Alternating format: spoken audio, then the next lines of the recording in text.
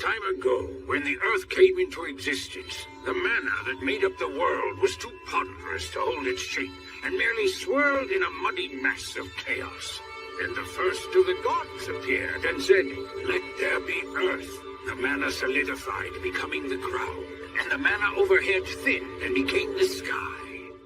Yeah, but Gus, I only asked you how words are related to magic. Just be quiet and listen to me. I'm not even getting paid to teach all this, you know.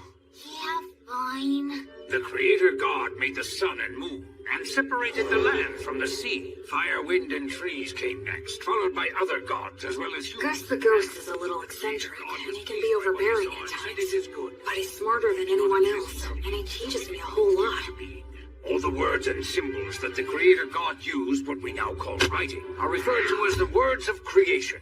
These words, whether they're spoken or written down, all possess very profound power. Power? That's right.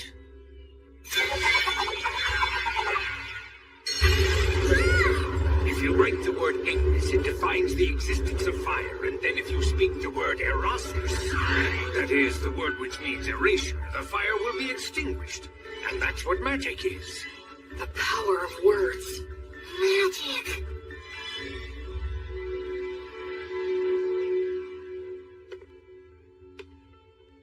The god of justice and lightning. Volt. The Earth Mother. Mater. The god of fire and technology. Blaze. The god of wind and commerce. That's Whirl. The goddess of water and greenery. Rhea Sylvia. The god of knowledge and light. Ancient words of magic offered up to the gods. Words of creation. Oh, I get it. Parts of the inscription are scratched out so the word's powers won't activate. Gracefeel.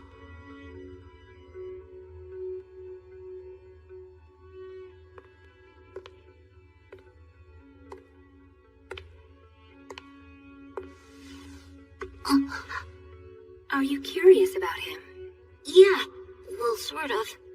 That's Gracefield, the god of light who governs the cycle of death and rebirth. He's the child of the lightning god Volt and the Earth Mother Mater. You worship the Earth Mother Mater, don't you? Yes, you've got it right. She's the god of child-rearing and the bounties of the earth. Of the 6 principal gods, she's particularly revered by people in rural areas. So when you do your daily prayers, the Earth Mother is the goddess you pray to, right? Mary? What do you say we head back and have dinner now? Sound good? Yeah! Huh? Blood! Oh, wow, that's a really nice boar! Oh, you're gonna get some tasty meat up in this guy today, Will. Thank you so much! Hey, that kind of hurts. Wow, looks tasty. Go on, eat up. Don't worry, I will. It's so good. Thanks so much for the food, Blood.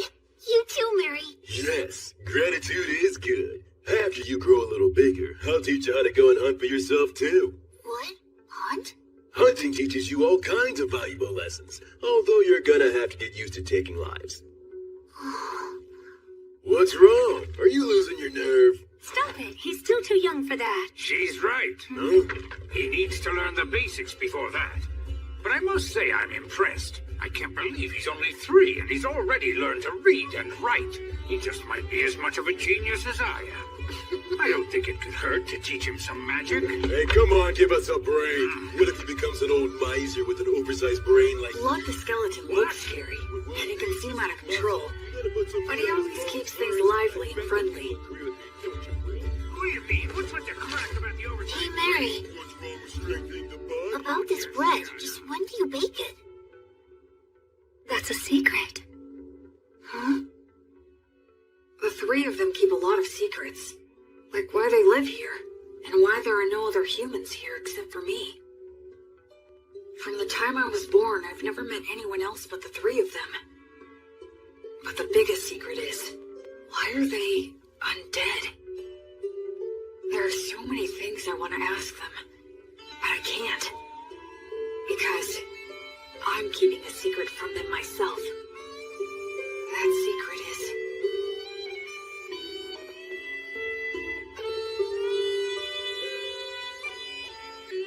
Thanks for dinner. that I'm a human who still has memories of my previous life. My memories are vague and murky, and I can't get them into sharp focus.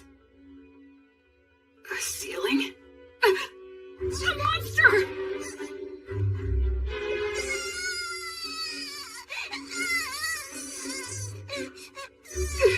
Mommy! A ghost!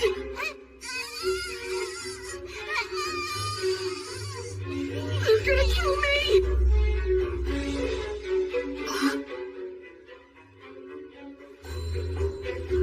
What? This is the 186th morning after that day. Half a year since I started living with these walking corpses.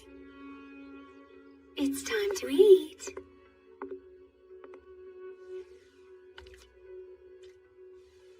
What a good boy you are, Will. Oh, are you feeling full already? I can't speak it very well, but I can generally understand the language that they speak now. Shall we go take a little walk outside today? Outside? I've never been outside before. She smells like incense. I wonder what it's like outside the temple.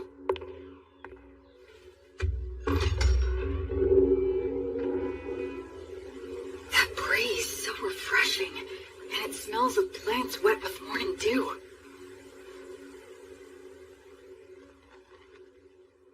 Isn't it beautiful out here, Will?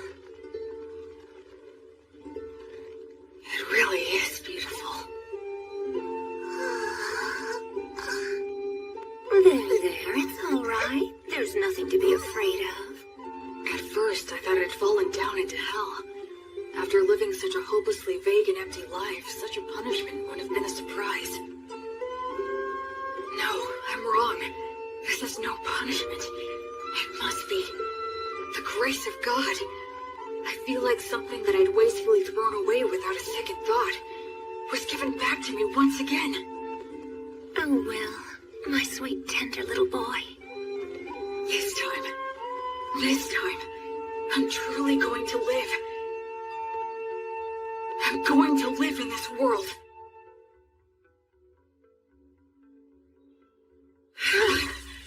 I'm finally done. We gotta build your muscle and stamina first. Without the strength to back them up, your skills are useless.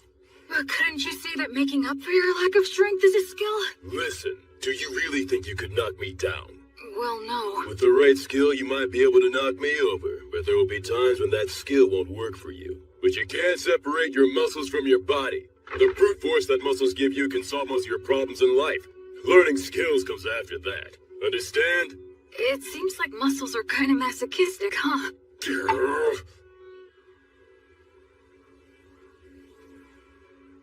Flammo Ignis! You're assholes! Fool, your pronunciation's imprecise. Given your talent, you really need to learn to control your accuracy, or you'll kill yourself. That's scary. Well, magic can be a scary thing. Do you have any idea of the reason why words possess so much power? I guess it's for the same reason we think a chair is a chair, right? Indeed. After all, when we see a wooden stool that has 4 legs, no matter what color it might be or whatever kind of wood that it's made of, we don't even think of calling it something like 4 sticks in a round slab, and we wouldn't call it a table. We just instinctively categorize it under the chair label. So in short, what that means is that words are what define and differentiate the way things are. Of course, I'm just repeating what someone told me. You know, Will, it seems you might actually be a genius after all. But isn't there anything I can do to get more consistent results? Afraid not. That's just what words are all about. There are always fluctuations in speech. No one is able to say a word in exactly the same way twice. The only answer is to let your instincts determine the ideal level. Instincts? But... You should start off by learning how to use your minor magic more skillfully and accurately. But hopefully you'll do your best to get by without even using that. Without using magic? How's that possible? I'm talking about money. That again? Man, how can a ghost worship money as much as you do. Oh, come now. You don't know what you're talking about. Money is extremely important. Money is what makes the entire world go round. With money, you can solve anything without magic. By tools, hired help, and the ability to make a profit is just as important as magic. Why, oh why, must I have hands that are incapable of holding silver and gold any longer? It isn't fair. I want to fill money and count gold coins with my own hands. Curses! You're not normal. Creatures such as these are beasts. Demon beasts are a particular type that are extremely aggressive. Wow, that's... Old Gus has taught you about the myths, hasn't he? The minions of the god of despotism and tyranny, specters and phantoms, and the demons of the god of dimensions who lurks in hell. And the god Stagnate, who commands the undead. People such as the three of us. We used to be human once too. Really? Is that true? Yes. When we all died, we clung to strong emotions that led us to a pact with the god of the undead. So we're considered traitors to the virtuous gods. Mary. I'm sorry for talking about this. It must seem very strange to you. Hey, Mary, tell me something. Do you think I should get stronger? Well, it would certainly put me more at ease if you did.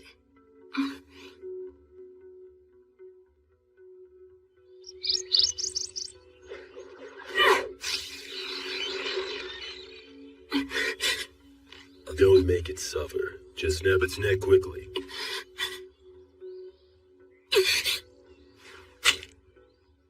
Can't get used to it, huh? I don't like killing. Am I just being naive? Hey, I don't like it either. Huh? I don't like taking lives, whether it's a birds or humans. But these guys provide necessary sustenance to keep you alive. In life or death situations, you need to put your feelings aside and just go for the kill reflexively. That's what it means to be a warrior. In battle, it determines whether you live or die. Okay, now let's bring down a few more. Blood really is a lot like a father to me. You're almost 8 years old now. I think it's time you started some real-life combat training. Huh? It's bad enough when you stop just before hitting me. With your strength, if I take a hit from you, I'll be dead. I'm nothing but bones now. You'll be just fine. Probably. Probably? That's the whole reason why I said you can use the magic you've been learning from the old man. Go on ahead. Simply do as I taught you. That's right. Do it well and you could actually land a hit on me. Don't cry that I'm playing dirty. The battle has begun. Acceleratio!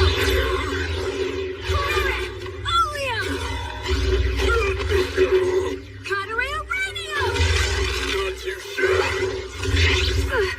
Move, you fool! Distance yourself!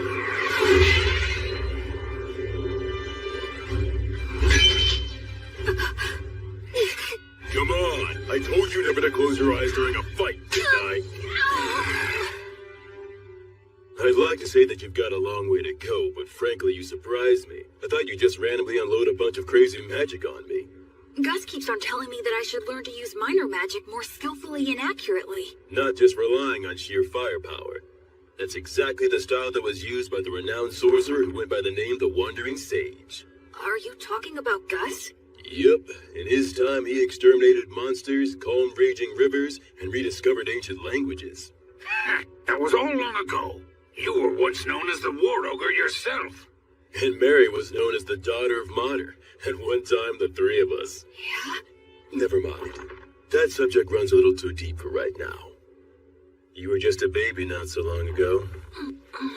Look, just keep on learning and become even stronger. Oh, Blood. On the day when you brought a human child back here, my first thought was that you shouldn't have even bothered. But it occurred to me that if I educated him, he might be of Hey, use. old man! Nothing that I said was incorrect. I now recognize his true talent and am teaching him to use it, aren't I? That's not really the point. I know that's just how you are. And frankly, I wouldn't expect you to change your ways now. I even think it suits you. But what you said wasn't necessary. Can't you imagine how it feels to hear that? You're right. It was quite thoughtless of me to say that. And I'll be more careful in the future. So I apologize to you, Will. Oh, It's okay. It didn't bother me.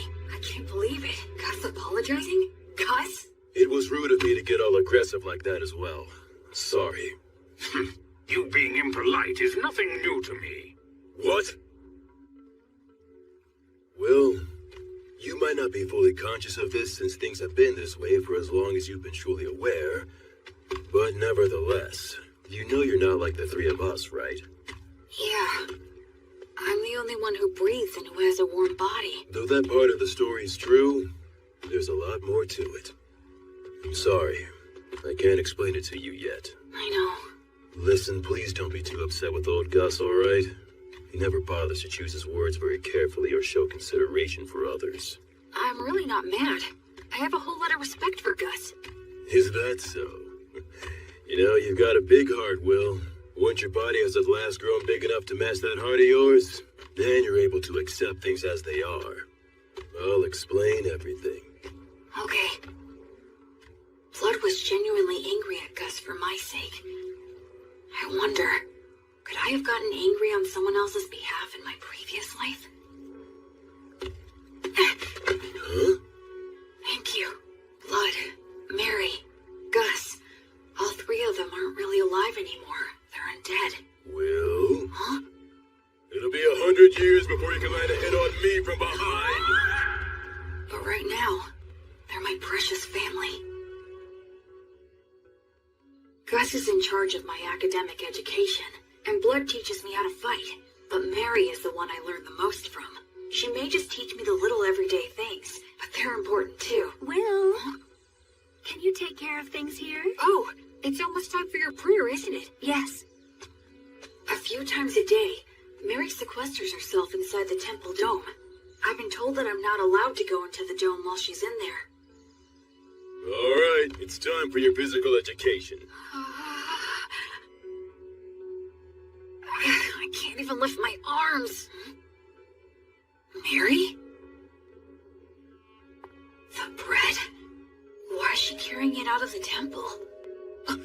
About this bread, just when do you bake it? That's a secret.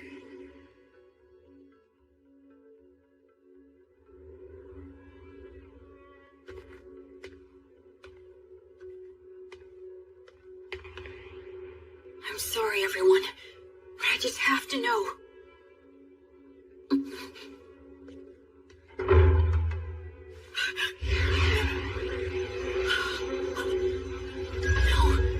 I don't want to feel that again. I don't want to lose anyone again. No, Mary! No! Mary! Mary! Mary! Mary! Guys! Blood! Guys! Come in here, quick! Help Mary! Help her!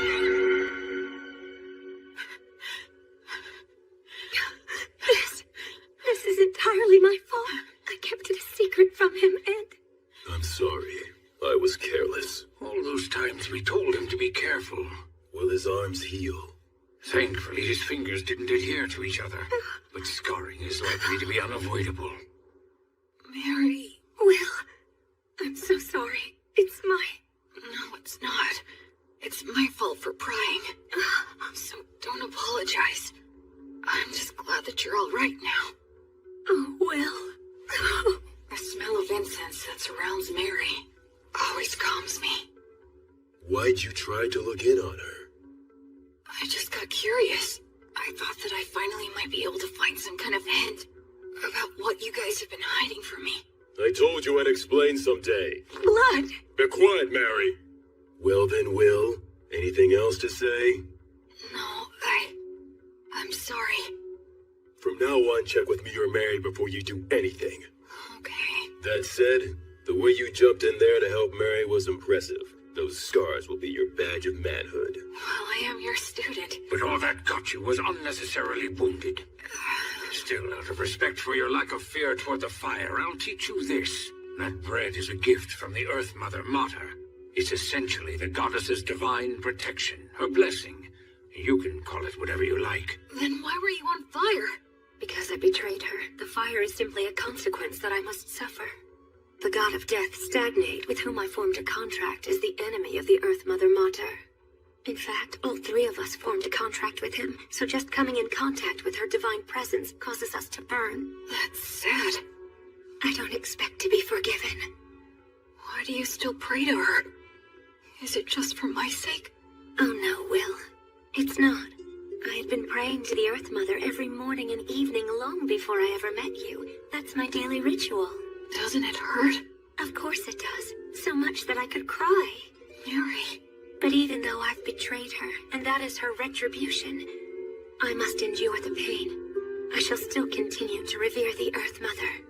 Mater never says anything to me, but every single day she blesses me with bread for you. That alone is more than enough of a saving grace for me. I'm so sorry I didn't tell you, but I certainly hope that you'll continue to eat the bread that's provided for you. Yes, of course I will. But also, I'd like to ask you a favor. What is it? From now on, I wish you'd let me pray with you. Oh. I just wanted to be able to understand what Mary goes through, even if it's only a little bit. That's why I asked her for that favor. The original creation was destroyed by the evil gods that it had brought into existence. It was then that the infamous Age of War among the gods began. The giant statues in the temple are of the virtuous gods, right? That's exactly what they are, to a human. What does that mean? Among the legends told since ancient times, there is a battle between the lightning god Volt, the king of the gods who governs order and judgment, and his elder brother, the war god Iltreat. The elder brother had the advantage in the beginning, but Volt, with the divine protection of his wife, the Earth Mother Mater, banished the war god to the depths of the earth.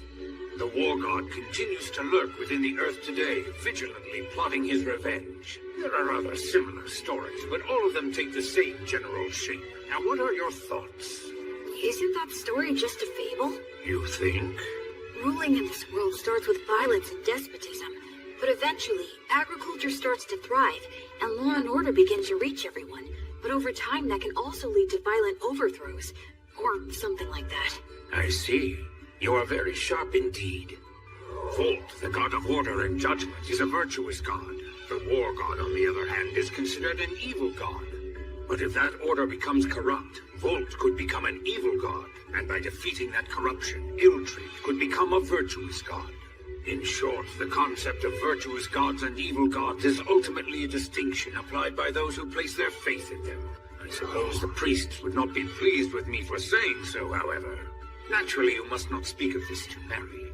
I won't, don't worry. Besides, the gods normally think about things based on different standards than ours. It's impossible for one with a human sense of good and evil to gauge their true intentions. Hey, you know what, Gus? You're pretty rock and roll. What on earth does that mean? Like, you don't fit in any mold, you know? Children truly make up some bizarre words sometimes, but I do like the sound of that.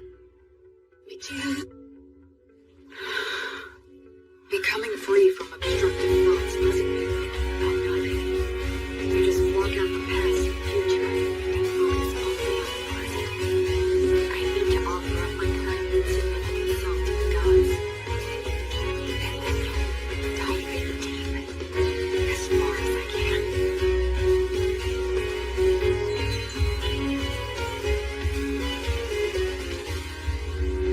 The 5-day silent prayer you've undertaken is now concluded. You did very well. I've done nothing but pray continuously for the past 5 days. Do you feel all right physically, Will? Yeah, I'm fine. And you're only 13. How remarkable you are. Only because I've been praying with you all these years. It's been 5 years now since my arms were burned. Mary says she has the ability to heal the scars with her blessing, but I chose to keep them, especially because blood called them my badge of manhood. I'll prepare all of your favorite foods for dinner tonight. All right! Memorize all of this by tomorrow. Huh? Gus's lessons became more difficult. There was a lot more to keep track of, but I persisted and stuck to it for all I was worth. And then his lessons became even more intensive. It was as if he wanted me to get so fed up that I'd quit. Still, Mary and Gus were nothing when compared to... Okay now, let's move on to our main event of the day. What is that? This guy is your opponent. I got him in the woods. That's not what I meant. What's the problem? It's just a low-ranked demon corpse. Demons can become undead too? Okay, go. Wait a...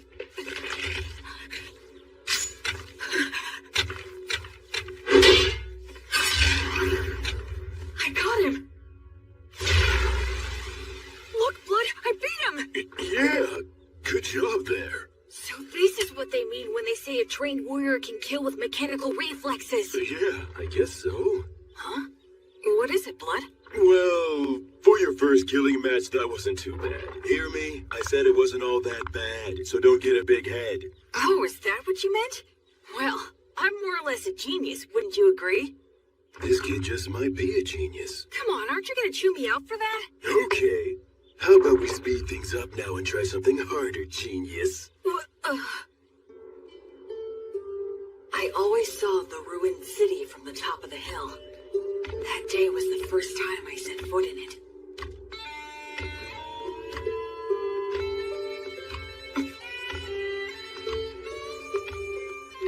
I didn't know there were passages like this underground. Yes, humans and dwarves used to inhabit this place. Their blacksmith helped me out a lot. But now it's solely a danger zone that's filled with mindless wandering undead. That's why we never allowed you to enter here before. This spot should be good. You've got your stuff with you, right? Yeah. The shield, sword, jerky, bread, and water skin. Those things will be everything to you. Okay? Now escape from here. Huh? I'll be waiting for you outside. Don't you die now. Wait a minute, Blood! He can't be serious! Roman! Blood? The exit is this way, right? But what was it that Blood just said a minute ago? This place is... Of course.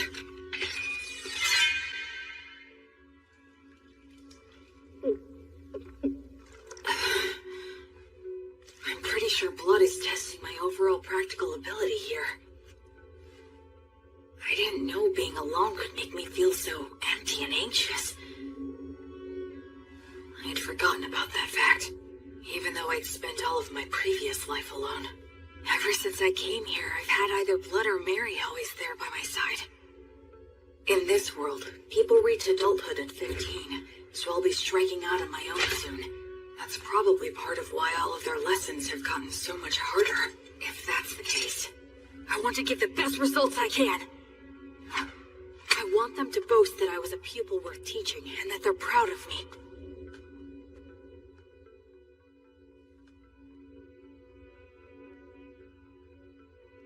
That's probably an undead Froskus demon wandering around. They can use the words. They're stronger than any opponent I faced. Should I stay hidden and slip past it, or go another route? Think. What would Blood do?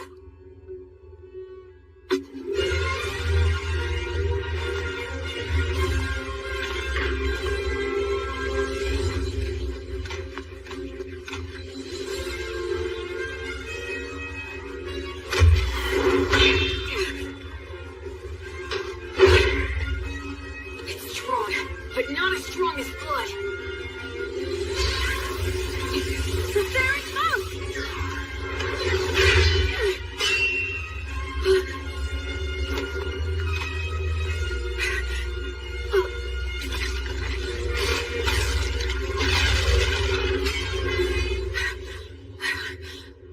Oh no, this is not the place to be stuck without a weapon.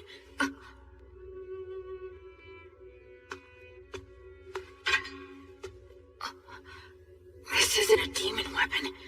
A dwarven magic spear, perhaps? It's better than nothing.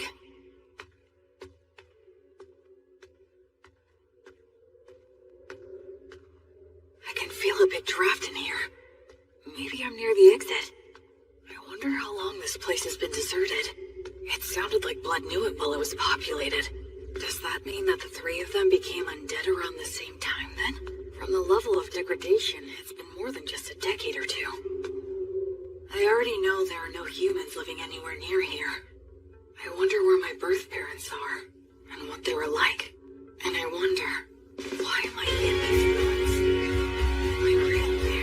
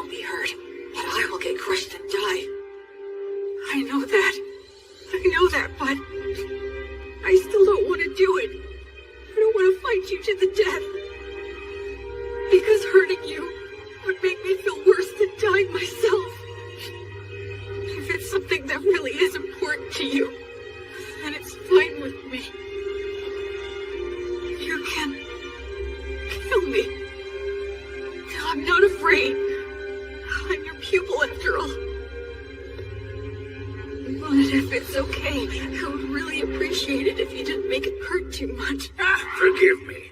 I think I took that lesson a little bit too far.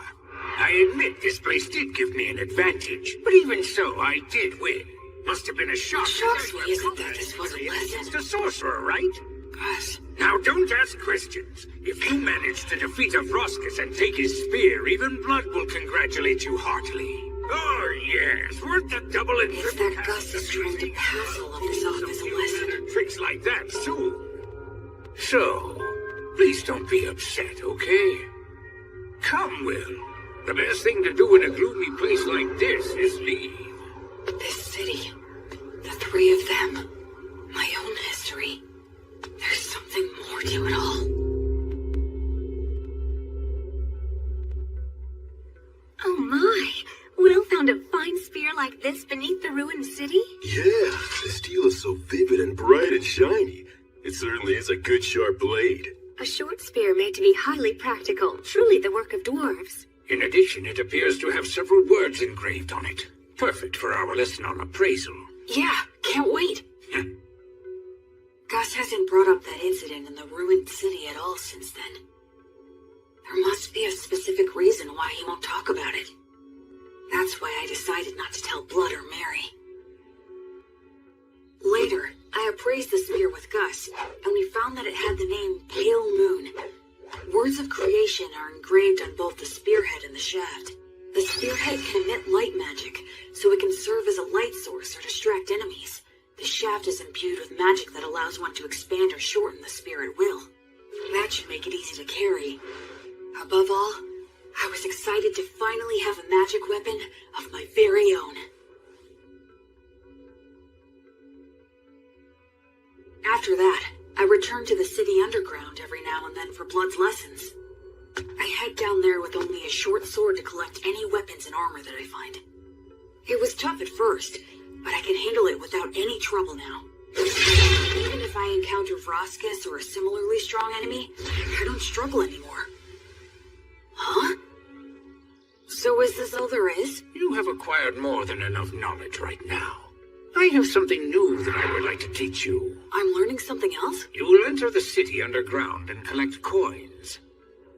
I am going to teach you something very important. Is this enough? Indeed, it will do. You're finally gonna do that again, old man? Gus? Yes? Isn't this what they call gambling? That's a vulgar description. Think of it as a game of intellect. But it's gambling! Come on, I was all excited when you said you'd teach me something important. Now, there's no need to get angry. Besides, games such as these should not be underestimated. They are most often used in duels between sorcerers. Do I really have to place a bet, though? Where's the fun in it if you don't bet? Oh, I get it. You're scared to play, aren't you? Huh? Oh yes, you should flee at once. You very well should be scared to compete against the one who is hailed as the Wandering Sage. How dare you! 2 sixes! Alright, I'm the winner! Dear, your competitive intuition never fails to astound. Okay, one more time. This time I've got it! What in the world are you two doing, teaching that to Will? Mary, there's a reason for It was really only Gus! All 3 of you will go and sit down right over there. Mary's lecture was painfully long and downright scathing, but I learned something very important that day. It's not a good idea to get hooked on gambling. Listen, Will. I have been observing the heavens for the past several years to pass the time, so I know when the winter solstice is. That will be the day you turn 15, and your coming-of-age ritual. I believe that shortly before your coming-of-age ritual, Blood will challenge you to a one-on-one sword fight, an earnest and passionate duel. I get that feeling as well. I know it won't be easy, but I'll do my best to win. I can't make the 3 of you feel at ease if I don't. I'd like you to do something for me. Sure. Do you think you could find a way to lose the duel in such a manner that Blood would never notice it? Why do that? Because I need you to. No, don't make me do it! Please tell me, why are you always leaving me out of the loop? I know you, and you would never trample on somebody else's feelings without a perfectly good reason. Haven't I said, time and time again, that I trust you? If you just explain your reasons, then I'd be glad to throw away the duel. I'd even risk my life like last time. So why won't you tell me anything?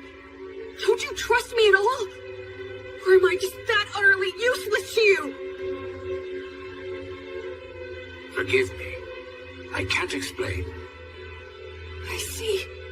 Well then, I guess I can't help you. I'll pretend I didn't hear a word of what you just said.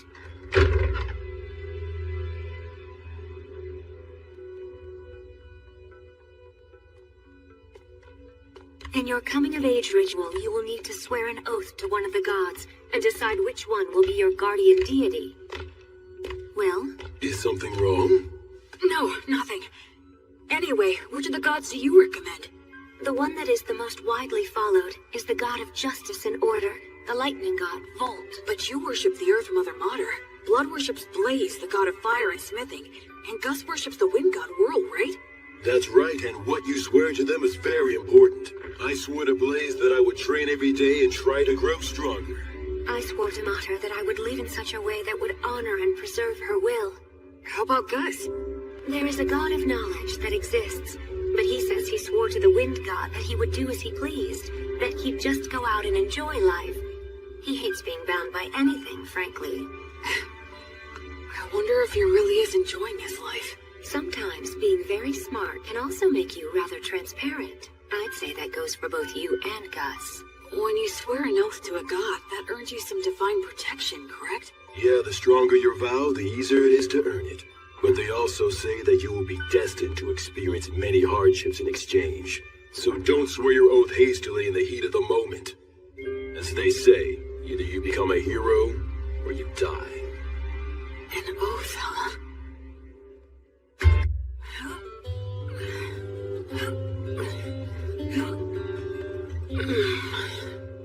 Okay, that's enough. You've gotten a lot stronger. So what are we gonna do today? Can we spar? Nope, today is all about this. What is it? Here you go. Take a sniff. Why do you have this? I thought we could drink it together. I made it myself by mixing honey in with some forest grape juice. That honey wasn't exactly easy to get, you know? Is there something wrong? No, just come winter solstice, you'll be an adult. And a man's gotta get used to this stuff. But won't Mary be mad about this? Not if we keep it a secret. In fact, it'll only be between us men. Okay, let's drink. All right, here you go. Cheers. Whoa, nice! That's delicious! Even better, I get to drink it with you. Yeah, it's good. Okay, let's test your courage. Test my courage? We're gonna take a little peek at Mary while she's changing. Won't we get in trouble? Say what? Come on, follow me. The hallway's spinning. Hey, you okay? I'm fine, I'm fine.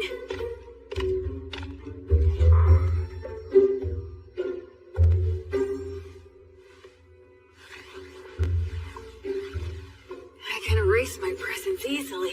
This'll be a piece of cake. Wait, you idiot! Who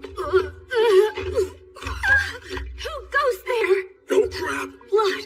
What's the meaning of... Oh, you really stink. My goodness, what did you make Will drink? Oh, well, it No, was just... we were just gonna have a little peek while you changed. What?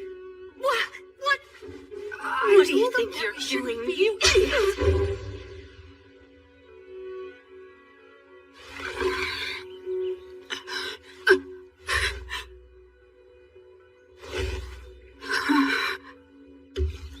My voice had been changing, so I knew I was due for my first wet dream. I'm sure it was caused by Mary changing.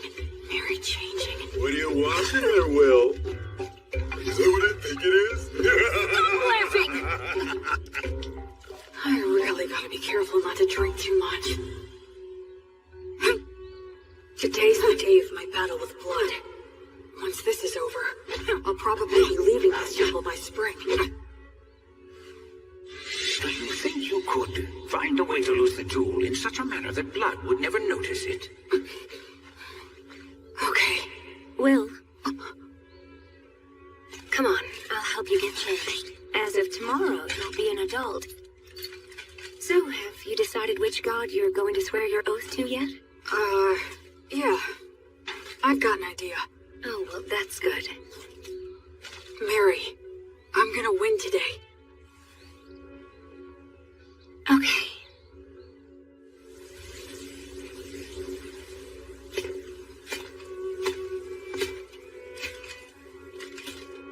Where's Gus?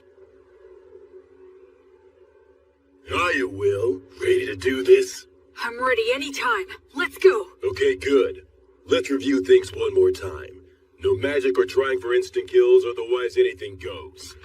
If something happens, Mary will fix it with her blessing. The first one who admits defeat or is unable to fight loses. Now try your best not to die.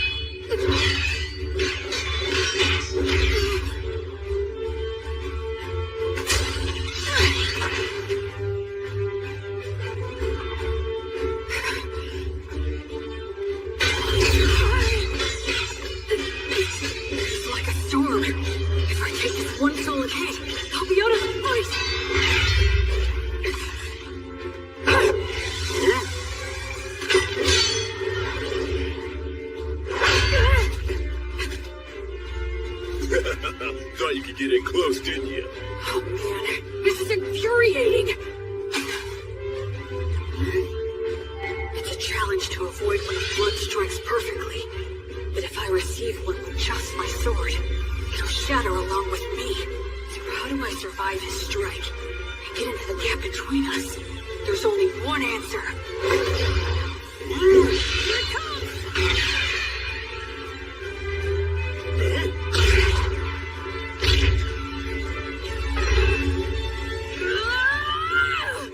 Will.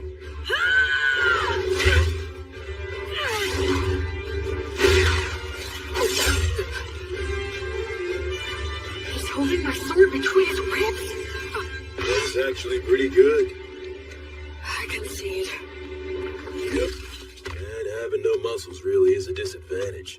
Blood, stop it! Don't you dare give me that. You promised that you wouldn't use that trick again. Not sure what you're talking about. The one where you use your ribs to trap an opponent's weapon? Yeah, but I don't have any organs or anything now, so... What? He did that when he was alive? Absolutely he did. Can you believe such a crazy thing? Well, my opponent at the time was really quick, and he was about to stab you, so I just... You didn't just anything. I can't believe he survived. If it hadn't been for my blessing, he wouldn't have stood a chance. Look, I only did it because I trusted that your prayer would work. I was genuinely concerned about you. I thought you had died right then and there. Didn't I ask you never to do that But again? I know what this is. This is one of those things a dog wouldn't butt in on. Will, even if you couldn't beat me, what you've accomplished is still remarkable. Even if you couldn't beat me. You didn't have to point it out twice. I'll make sure you'll lose next time. Now that's the spirit, little Will. Hey, yo! Don't get carried away. The two of you need to take this much more seriously. If I had a killer slash, or a secret technique, I would have taught it to you hands down. But you don't? Nope, I don't. It's okay that the way I fight and the way you fight aren't the same. My initial goal was never to raise you into an imitation of me. So it's only natural that the moves I rely on won't be the same for you. It's the basics that count. Make sure you can use all the things you've learned in any situation. Both Mary and I have already taught you everything that's important. Okay. Okay, Dad. Okay, Mom. You called me Dad, huh? Yeah, I guess that's pretty much what we are. It's true. I can't teach you any secret techniques, but to mark your new independence, I'd like to give you this. It's the most powerful of all the demon blades that I own. What? But I didn't even win, so... I told you it's to mark your new independence. Go on, Will, try it out.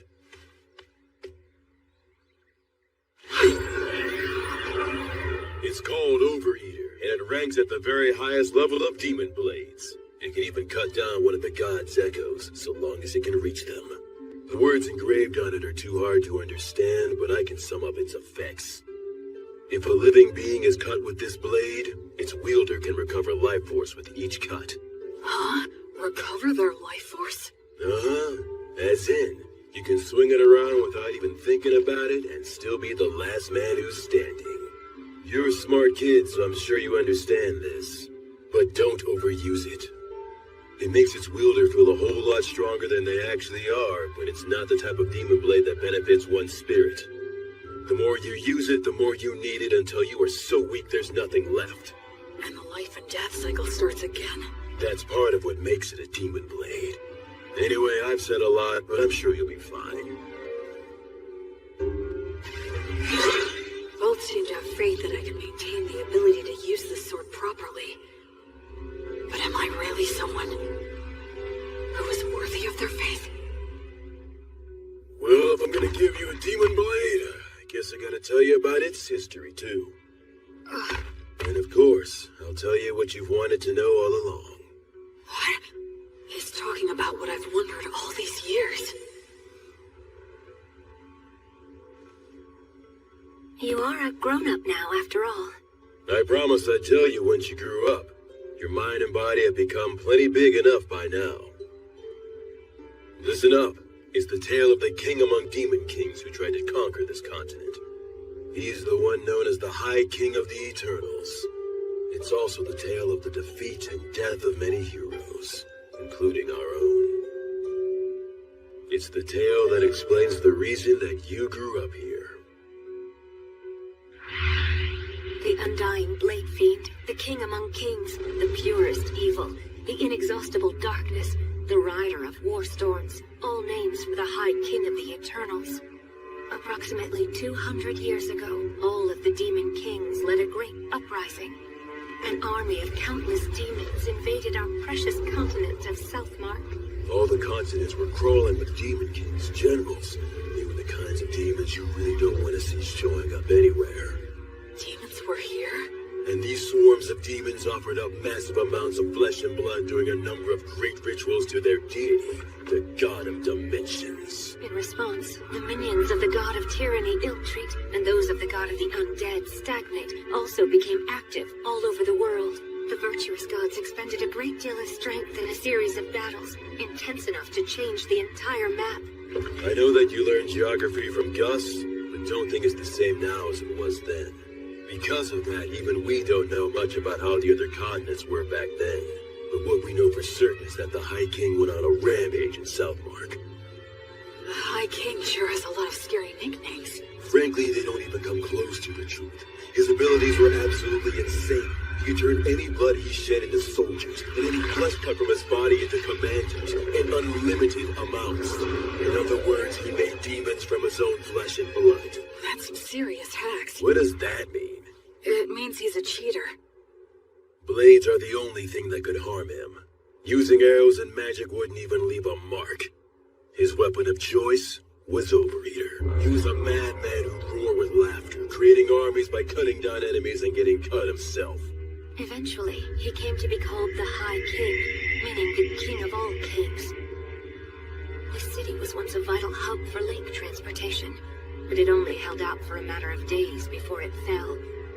The High King made his home in the city and mass-produced demons who took advantage of the water routes to attack all the surrounding settlements.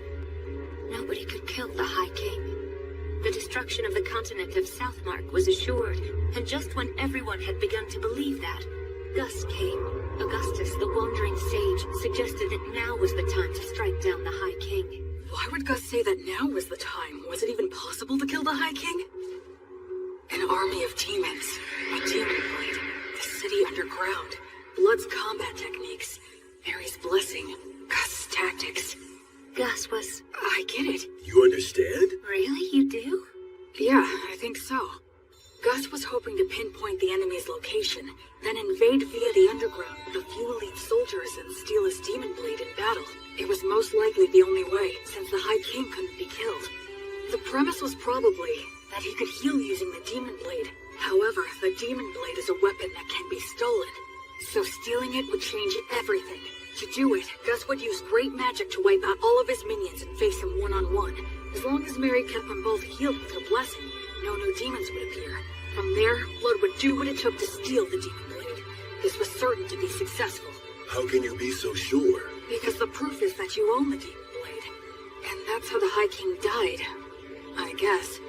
After that, then... Not exactly, Will. It's clear you really are a genius, but you came to the wrong conclusion. You see, I, didn't quite succeed in killing him. Wait a minute. You didn't kill him? That's right. Gus made use of every factor visible to him to draw in any possibility of killing the High King. The thing is, the factors he could see were incomplete. The High King revealed his true nature, taking on the appearance of a hideous, grotesque warrior. And then... well... He was a better swordsman than I was. I couldn't touch him. I fought opponents bigger than me many times before, but he was the first one where nothing I did could reach. Even you were no match for him? Yes, even my buddies who formed a wall outside after entrusting everything to me were crushed one by one. Thankfully, I had the support of Gus's magic and Mary's blessing, and the High King was wounded. Despite all that, I'm pretty sure he made it one level higher, enough to become something I couldn't kill so long as I lived. To this day, I still wonder what I was lacking. But it's too late now. You know why, don't you? The undead can no longer grow. My sword skills can't improve any further.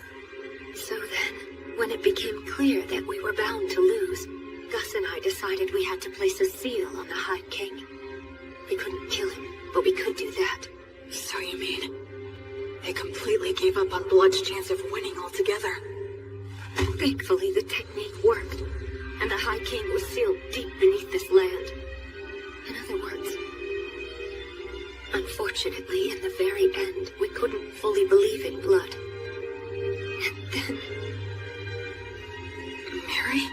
And then an echo of Stagnate descended down on us. What? But an echo is a body double of a god, isn't it? So then what? The evil gods act individually, each following their own principles. They'll cooperate if it's in all parties' best interests, but the opposite is also true. I guess that Stagnate wasn't too happy with any of it. The High King was a monster that could slay a god's echo using Overeater. He thought it would be better for him if the High King was sealed, so that's the reason he offered us a deal. You three are exceptionally gifted, so become undead and fight on my side, he said. But that is... If we agreed, he would get rid of the demons in this city, and after that, we could just watch over the seal as we pleased in our immortal bodies. Stagnate couldn't bear to watch the tragedies of life and death, so he hoped to create an eternally stagnant world with no more tragedies by turning as many exceptional souls as he possibly could into the undead. And we had caught Stagnate's eye. Isn't it more accurate to say he set his eyes on us? He told us to choose, but there was no choice for us to make. We willingly accepted his hand. Since my flesh was all cut up, I became a skeleton. Mary was burned by Martyr's flame, so she became a mummy. And perhaps because he had no attachment to his aged body, Gus became a ghost. Mary did tell me once. Because I betrayed her, the fire is simply a consequence that I must suffer. The god of the undead then cleared out the entire city. His power turned the lower-ranking demons undead. It's something that should not even be possible. And the undead demons still roam the city to this very day. And so that's how we became the guardians of the High King's seal, as the highest-ranking undead. In the years since then, we've buried our former allies, and Gus set up a security net that uses magic, allowing us to continue protecting our treasured city. There was nothing left for us to do. You can see that we are bound to the city by our contract. We can't even learn what goes on outside. The three of us began talking about the possibility that humanity had already died out. And then you came along. Or speaking more accurately, it was the demons who brought you here. Oh. So then, I was meant to be a sacrifice to break the High King's seal. No wonder you couldn't tell me before. You couldn't bring yourselves to do it. Yes, as crude as he is, even Blood was careful about that. I can't believe you just called me crude. After the demons were defeated, we argued with Gus a little bit over what we should do with you. Argued? Gus made it known he was against it, but Blood and I decided to go ahead and raise you anyway. That's why Gus said that. On the day when you brought a human child back here, my first thought was that you shouldn't have even bothered. The fact that the demons were able to bring you here means that there must be a place outside that's inhabited by humans relatively close by. I'm sure you're imagining that the situation outside looks pretty grim right now, but if that's the case, you simply need to build the strength to bust through it, just like you already have been doing. So that's the story of why I'm here right now, huh? I'm about to head into a nation of people who survived the Great Uprising. I'll take with me the strength that the three of them gave me. One day, I'll come back to this city. I'll bring my family and friends and introduce them. I could even rebuild this city. I know that one day... Well, be happy, and don't forget to pray so you can do good. Huh? You were the best people I could have asked for. Even in today's test in terms of substance, you bested me. You clever, precocious son of mine. I sure love you. Keep getting strong. In no time at all, we became a real family. You made me so happy. Will, my sweet boy, your mother loves you very much. Wait a minute, why are you talking like this is our last goodbye?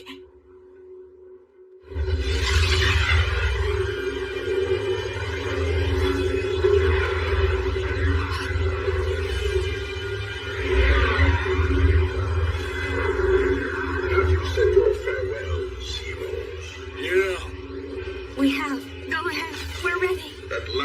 have lost your attachment. In accordance with our contract, place your souls in my hands right now. I can't do anything. I can't move. Why? Please move.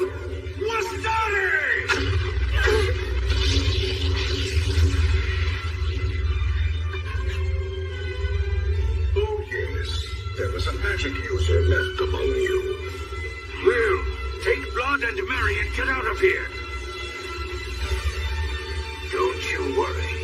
I am determined to stop him. Ligatur nodus obligatio! That's a huge amount of mana.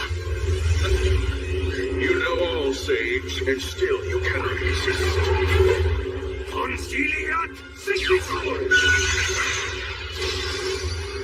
You retaliated so fast. Forstare! Aligatur daeco! Pulsat fine! A triple cast? That's the ultimate magic. Normally cast by several people together. And reduce all to nothing. Aupernum tabernas! Regumque tures! Damnatio memoriae! Curse, Sage.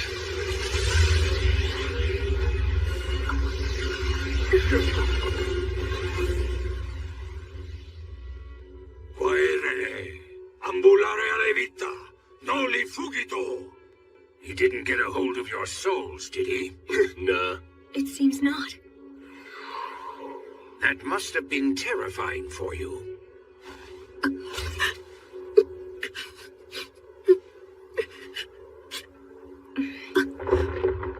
Sorry about that. It turned out exactly the way you were thinking it would. I was hoping that we could hold out until Will was ready to leave. Yes, but the two of you made your decision. Now, I'm not so unreasonable that I would demean the intentions behind your choice. I'm just happy that it all worked out in the end.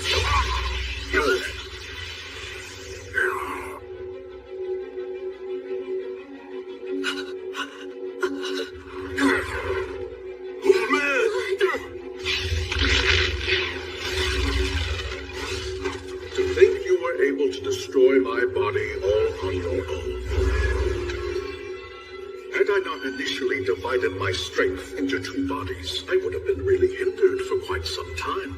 I commend you.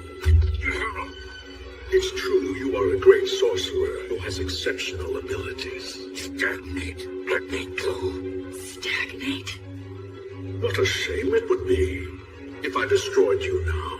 I'll wait until you've lost your attachment. Now. Gus! As for you, you have my gratitude. It's all thanks to you. Well done. These great heroes formed contracts with me. They became the highest ranked undead. With one condition, that when they eventually lost their attachment to the High King, then they would become my servants. Because of me? That's right. Thanks to you, the sage's attachment was weakened, and the war ogre and beloved daughter lost hold of theirs completely. I'd say you did a fine job living as their son. That's because I was reborn. And I wanted to live right this time around. It seems that was a shock, and for good reason. I have an idea. Why don't you come and join my army as well? Then you can continue to live harmoniously with your beloved family. But I won't force you to decide right now. Tomorrow's the winter solstice, on that loathsome day when the sun is at its very weakest. I will seek out your answer in the evening.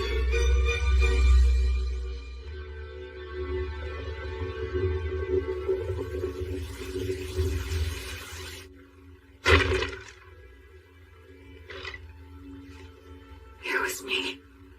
I took Blood and Mary's attachment away from them. When Gus was against raising me as a baby, when he taught me excessive amounts of knowledge, when he tried to kill me, when he asked me to lose on purpose, it was all to stop the two of them from losing their attachment to the High King. Still, when Gus tried to kill me, I think he was conflicted. But I was living without a care, totally oblivious. I just sat comfortably on Gus's mental anguish and plotted Mary's self-sacrifice. I was so excited to be living my life right this time. All I did for my parents was cause trouble. I didn't do anything in return for them, right up until they died. Why would it be different this time? They're gonna die because of me again. I've only caused trouble, and I've done nothing in return. Someone who dies in vain isn't going to be reborn any better. I'm sorry.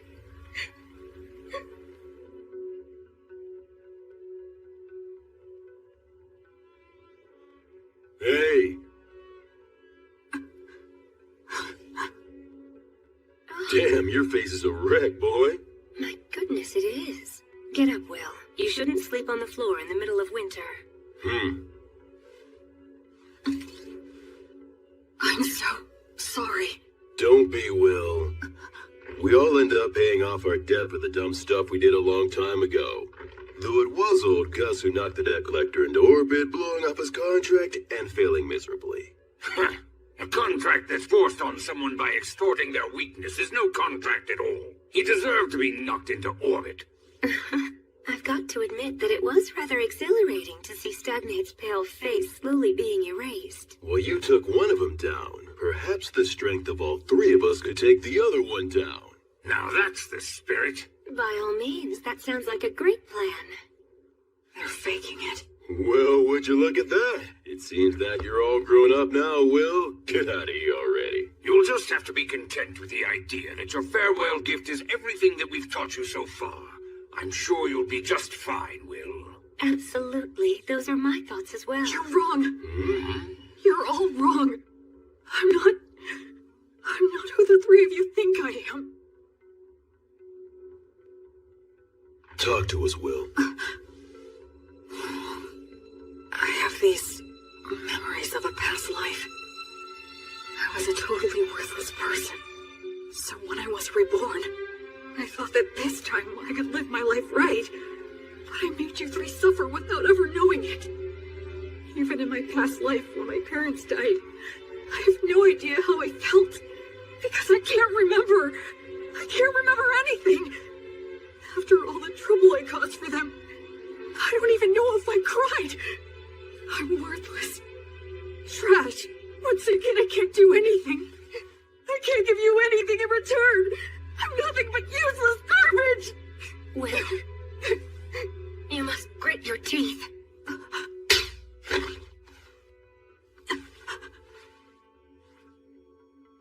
Mary. Speaking as your mother, I will not allow you to go on hurting yourself anymore. You say that you're garbage. You've always been very serious and one of the most earnest people I know. So what about your past life? For goodness sake, why are you so shaken up? Just because Stagnate upset you a little? You're feeling all of this anguish because the memories of your past life are murky and vague? You're crying so much right now just for our sake? Why would someone in your situation not cry? Will, stand up. Stand up. William! Straighten up now. Stop kicking yourself. What's your response? Yes, ma'am. You get chewed out because you're being all mopey. It looks like the little whiner has just disappeared. I'm fine. I'm perfectly fine now. Mary was here to protect me. So, I have a favor to ask. Please allow me to protect all of you. Virtuous gods, I will soon go and fight an evil god for the sake of my beloved mother, father, and grandfather. If you would see fit to observe my efforts, please grant me a bit of your protection.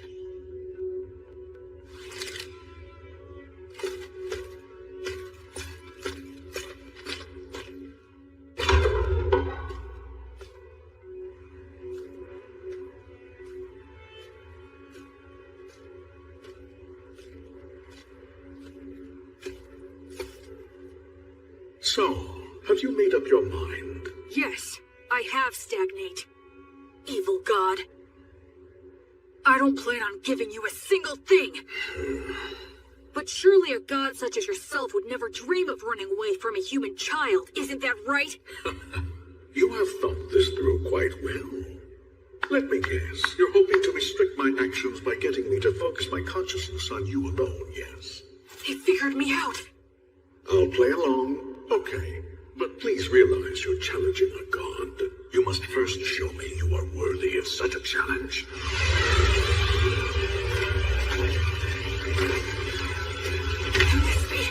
Those three said when they became guardians of the field, they buried all their allies who had been sacrificed. But where? It's obvious. Right here. I am the god of the undead. Undead gods stagnate. I lead an army of undead soldiers. Yeah? So what if you are? Then I'll just take them all on!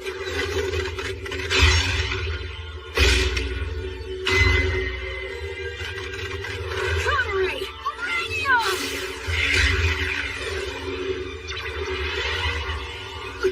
Acceleratio!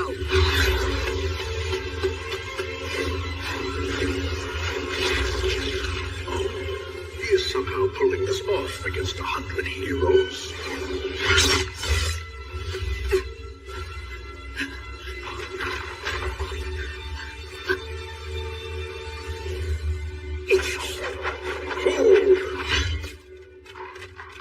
Well, I thought I'd be dealing with you and the three heroes. I'm impressed.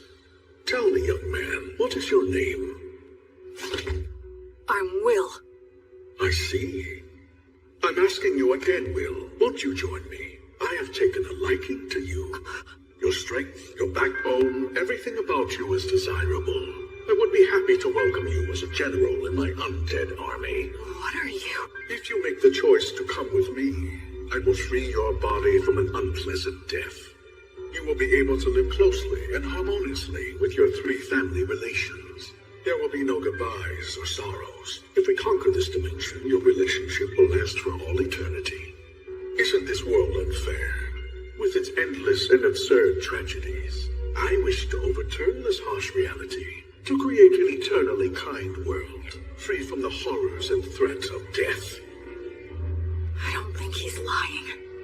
I can actually detect a sense of warmth in his words. Come over, Will. Enter a contract with me exactly as they did.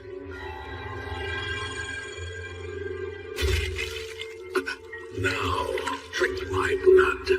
By doing so, you can bid farewell to death.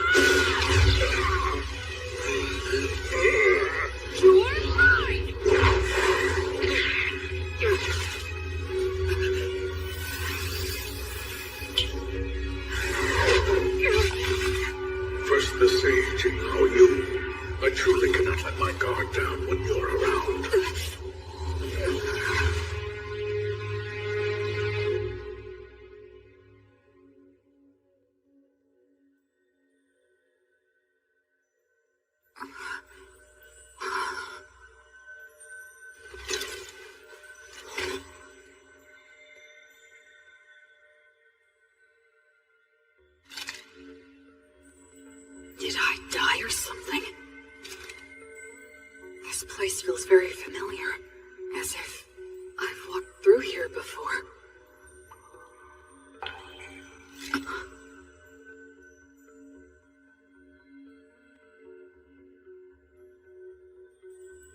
It has been a long time, Goddess of Light. I'm starting to remember. Yes, I've walked under the starry sky before. She was silent then, too. But I remember her footsteps being filled with care and compassion. I thought it was a star, but it's not. coursing souls.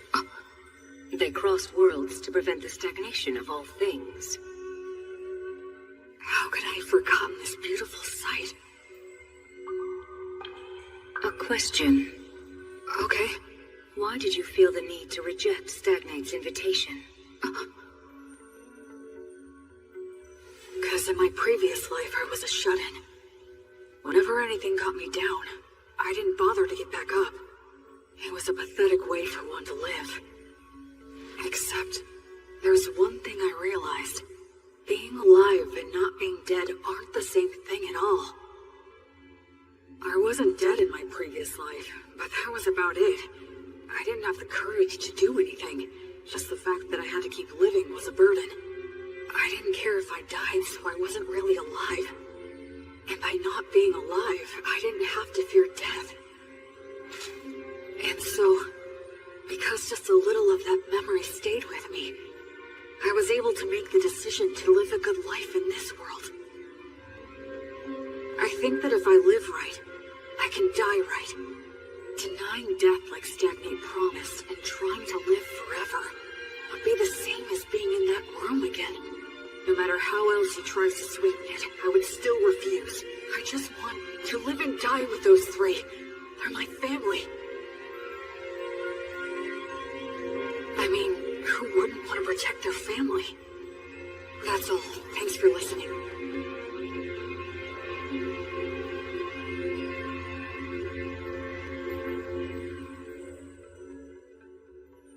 You are William, child of blood and Mary, a soul who has crossed worlds.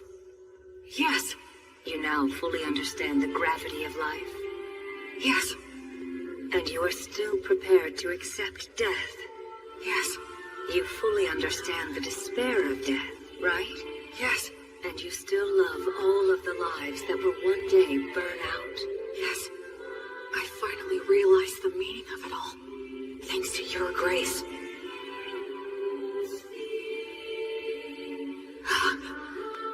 Thank you so much. Gracefield. I have heard your sincere wish. William, so long as you do not forget your resolve, you've got what it takes. Wake now. Make your oath and we shall walk together until your life ends and I come to guide you once again. I shall be your guardian deity.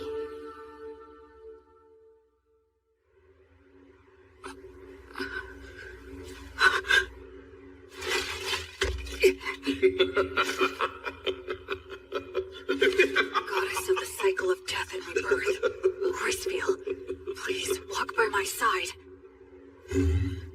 Citing a blessing. What do you hope to get done with that? Such a vague technique is no match for my blood coursing through your... He has a stigma. This is the badge I earned when I learned Mary's prayer. My arms burned by divine fire. Now that I can see your body more closely, how many holy communions have you taken? Every day, Mary prayed to Mater for food to sustain me. Mary's daily prayers, her unyielding heart, will not bend to you. And I swear to you, my God. Yeah, the stronger your vow, the easier it is to earn it. But they also say that you will be destined to experience many hardships in exchange. I will offer up my life to you. I will be like your sword to banish evil, and like your hands to save the suffering. I swear it on the flame of Gracefield! You earned the protection of Gracefield? What a shame.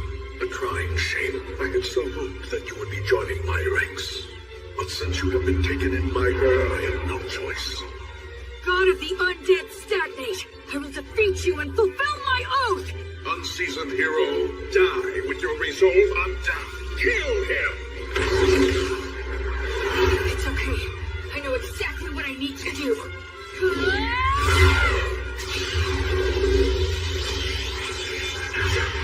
Divine torch? Gracefield's divine protection grants peace and guidance to the souls of the dead. How dare a fledgling priest put on such airs? Acceleration! War started!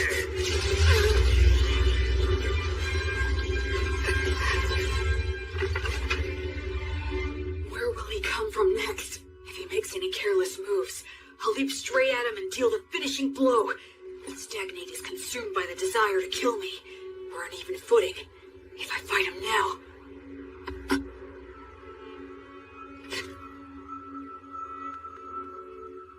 Was that some kind of warning? What about?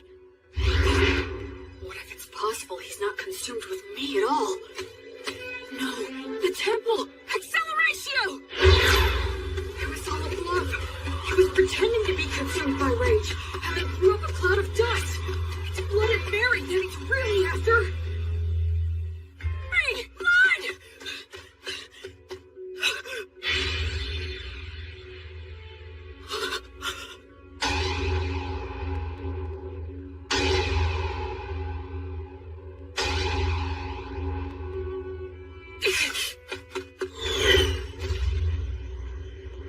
It's no use.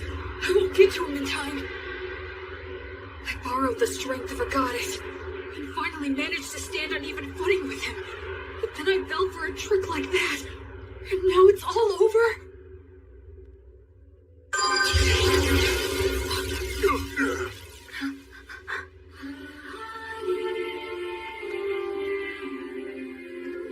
I don't remember seeing her before, but I guess...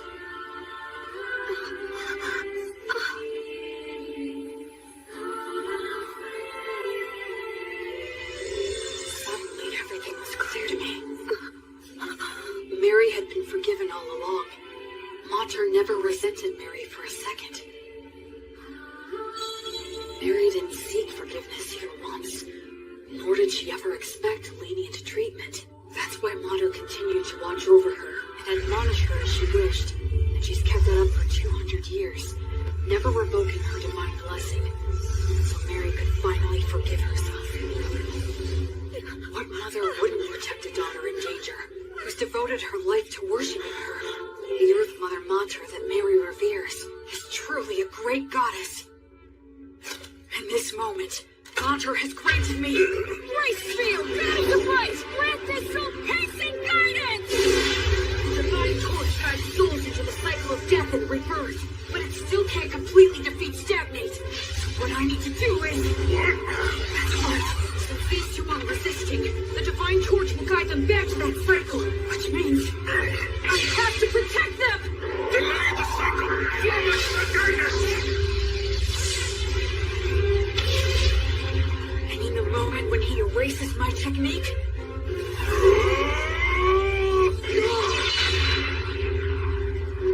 Acceleratio!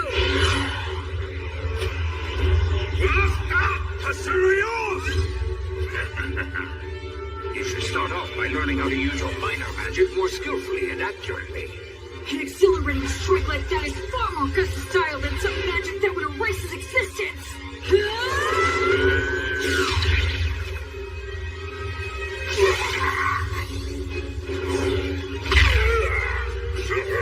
Curse you! Curse you! You child of blood and Mary, disciple of Grace Beetle! I will make you happy! Until you surrender to me, your knights will bring you to rest and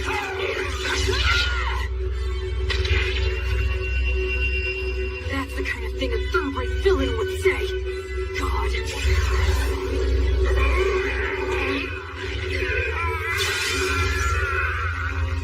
I swear on the light that is Gracefield, that I will never become like you. I will live right and die right.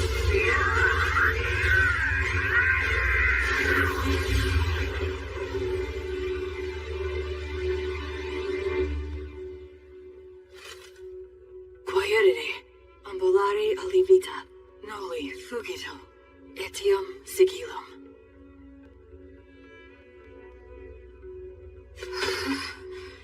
I was way too close. This overeater blade that Blood gave me, then Gus mightily defeating the double of the Echo, as well as Mary's Earth Mother Mater buying me valuable time. All these things that the three of them have given me. The sword, the magic, and the prayer technique. And most importantly, the part that's my essential core as a person. If I'd been without any one of them, I never would have stood a chance. It's all thanks to the goddess's divine protection. And the three of them. Will, so glad. You're all right. Mary. No. You did great. Thanks, Blood. You might not share bloodlines, but you're still the child of Marian blood. It's only natural you could accomplish this. Yeah, I did it. I did it.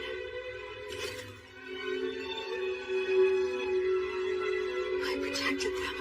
I'm here now with the three of them. Alrighty then. Let's have a party. We can celebrate Will's victory and adulthood. Yes, you're right. Cleaning up here can wait until another day.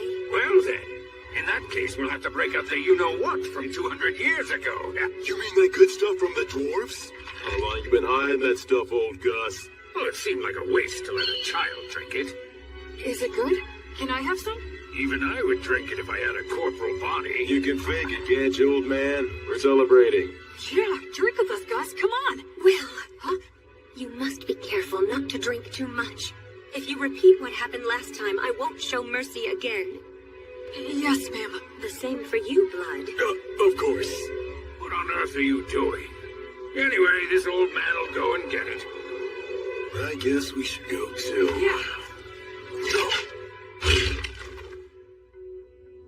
Huh? Mary and Blood. I guess we can't after all, huh? It certainly seems that way, but that's how it goes. We lost our attachment, denied selling our souls to the god of the undead, and insisted we wanted to remain undead. We knew this could never last. Yeah, that's for sure. I wish we could be spared just one night, but I guess that ain't happening. To be honest, Graceville has been exceedingly easy on us. Under normal circumstances, we might have vanished instantly. What are you two talking about? Listen here, Will. This is the end for Mary and me. You're joking, right? We're supposed to be celebrating. Don't be mean. Oh, Will. You're a very clever boy, and I'm sure you understand. Sorry about this. We're really sorry. Can't anything be done? I'm afraid not. Even if something could be done, we mustn't do it. It's like you said, you gotta live right, and then you can die right. We got lost for a couple of centuries, but one could just call that a detour. Besides, parents should always precede their children in death. This concept is one of the fundamental laws of nature. Yeah, you're right. I guess so. But just this once, I'm gonna say something I'm not supposed to. I don't want to see the two of you die because I can't bear the thought of living without you. I want to see both of you again when I can make it back here someday. I want to duel with Blood, beat him, and have him beat me. I want to say silly things to each other. I want to do chores with Mary and hear her say that I've gotten better. I want you to meet my children and my grandchildren someday, and I want you to teach them lots of things too. It's just cruel to say that you're going away now. I don't want you to. If you two go away, I have no idea how I'm supposed to go on. Don't go. I can't. Please find a way to stay. Please somehow.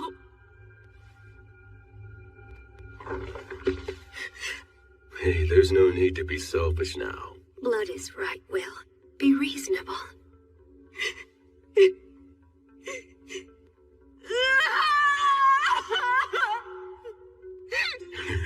It's the first time I felt like a dad in ages. Will was always such a good boy, ever since he was a baby. Listen, Will.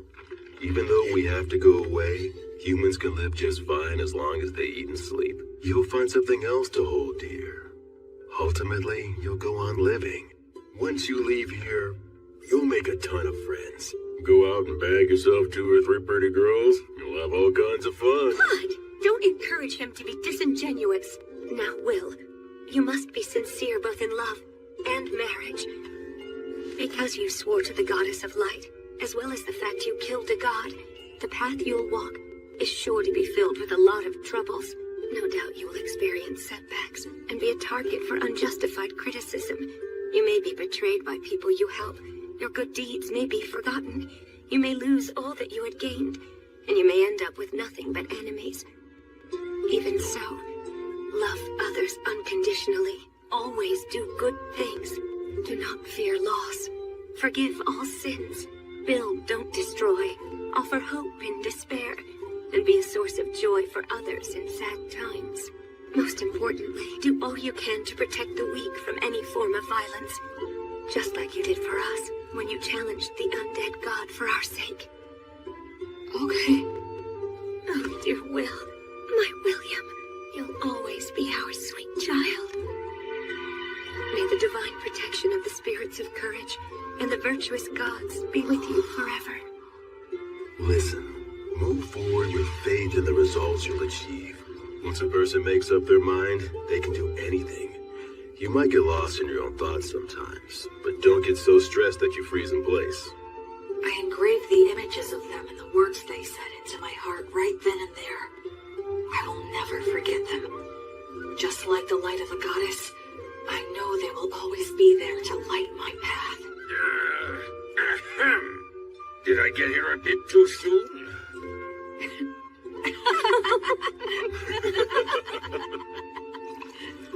After that, we all celebrated my victory and my passage into adulthood.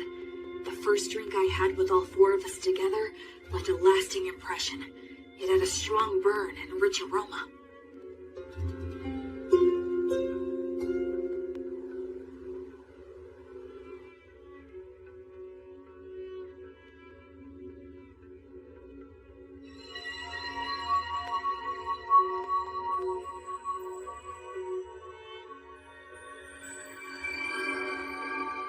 That day, the holy light guided my parents back into the cycle of death and rebirth.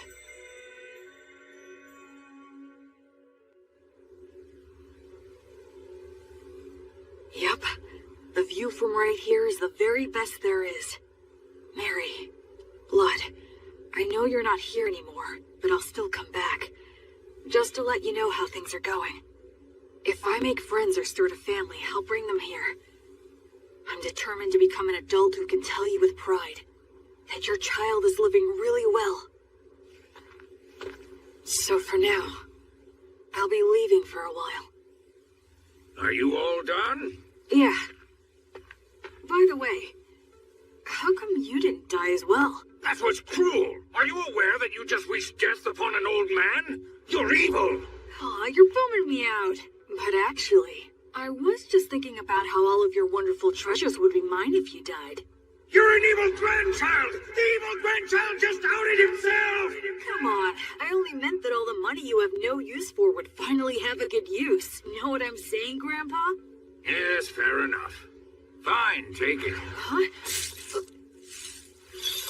What is all this? It's all my treasure. I'll lend it to you interest-free. Make it grow, you hear? But I mean... Stagnant money that never gets spent might as well be dead. I don't like stagnant money lying around, so you had better make good use of it. Gus. So I guess this is my last gift from Gus. Not that I'll be passing on, though, for a good 10 years. Huh? Well, you know, there is still the matter of guarding the High King's seal. I made a little deal last night with your goddess. She granted me permission to continue wandering this city for at least 10 more years, until the god of the undead regains his power. What? You heard me right. It seems that I've become something like Gracefield's errand boy. But then, what about Mary and Blood? As it turns out, they decided they didn't want that. They would only become more greedy and reluctant to end it. If given 10 years, they would want another 10, then another 10, and then to remain here at least until you pass on. They knew they would naturally desire this, so they consciously chose to die. Just like what you went through. You tried to appear strong when you were really crying and screaming on the inside. Granting a position for that greed to just one old man is quite enough. You really are rock and roll, Gus. What will you do with the seal in 10 years? It'll be up to you to figure that out, if you can. You're dumping that on me? It seems that the worship of Gracefield has gone out of style in the world outside, She had to use a great deal of strength recently, just intervening for us. So the future of the Goddess of Light will depend on your efforts for sure. I haven't even left and I have a ton more baggage, physical and mental. One of those hardships I'm destined to suffer. In any case, you're going to need some money. Go on and take it. Yeah, it seems like I'm gonna have a lot to do, so I'll accept it gratefully.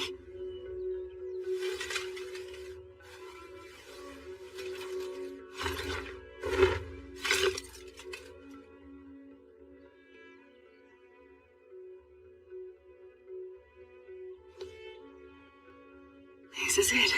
I'm leaving.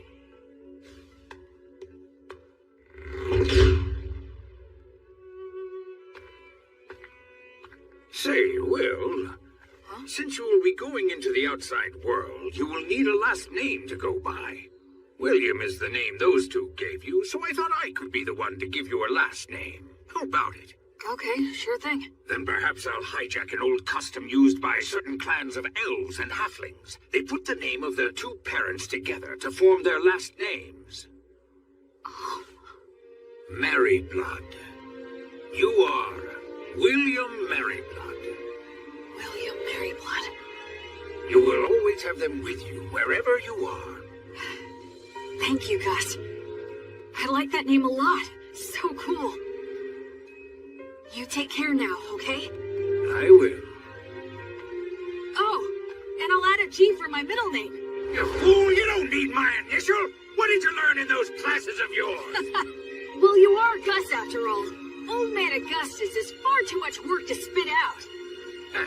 What a hopeless grandson you are. Well, so long then.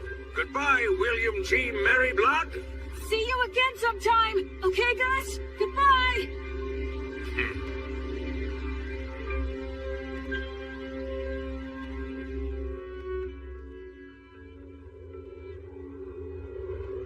Hey, Fortress General! You doing good? It'd be perfectly natural for two warriors to introduce themselves, say a few words before facing off.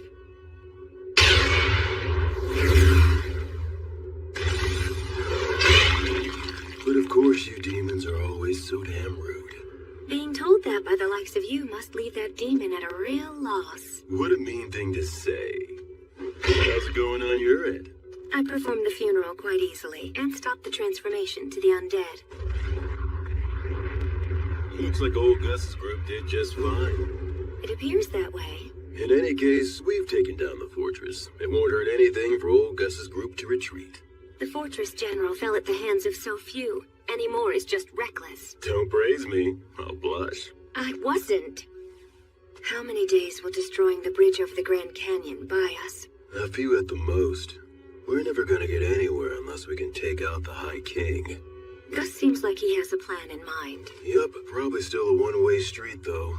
There won't be any way back. You are not coming. That's rather sudden. I'm a valuable asset in battle, if you don't mind me saying so myself. I know, but you're still not coming. Seeing you die would make me sick. What? Couldn't you at least add, because I love you, to a sentence like that? It would be so gratifying for me. Like hell I'm gonna say something that irritating. You really are hopeless, you know that? What if I refuse to stay behind? I'll send you back, even knocking you out. I already got old Gus's consent. I see. And I suppose it would be pointless to resist. That's right. Your skills aren't bad, but they're no match for the great and superior blood. All right then, how about this? If you leave me here, I'll kill myself on the spot. You what? Did you not hear me? I said if I can't go with you, I'll kill myself on the spot. So you will take me along, right? That is so not fair. You may be the strongest man there is around here, but no man can win against a woman's resolve. You're so damn stubborn. Man, I landed one crazy woman. We haven't even done anything, and you're already calling me your woman? Listen, Mary. If I return alive, let's find some quiet, peaceful place to get married. Okay. I would love to. I'd like to have a quiet house someday. Maybe on a hill with a view. That sounds nice. I'm sure the breeze would feel good. And we could start a vegetable garden. And if we end up having a kid, we can ask old Gus if he'd be willing to tutor them. Despite all the resistance he may put up, I believe he would agree. And if our kid turns out to be a boy, I'll teach him how to fight. Between that and old Gus's magic, he can become the strongest man, even stronger than me. What do you think? I would be terrified he'd turn out to be a strong and clever failure. Oh, that's harsh. And I suppose my role will be to teach him all of the smaller things in life. Our kid's gonna be adorable. That's right. What name should we choose? I've got one for a boy. I hope it's not some weird name. It's a perfectly good name. Remember, he'll be our kid, so he'll probably have an unbending will. And there's a name that means helmet of will. William. William. What a fine name. I really like it as well. Will, my little boy.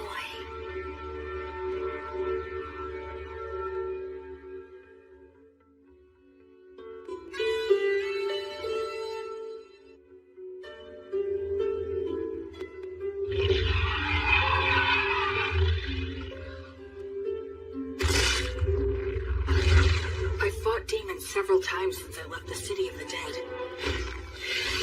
As someone trained by blood of the others, and after fighting an undead god, everyday demon riffraff are nothing to me.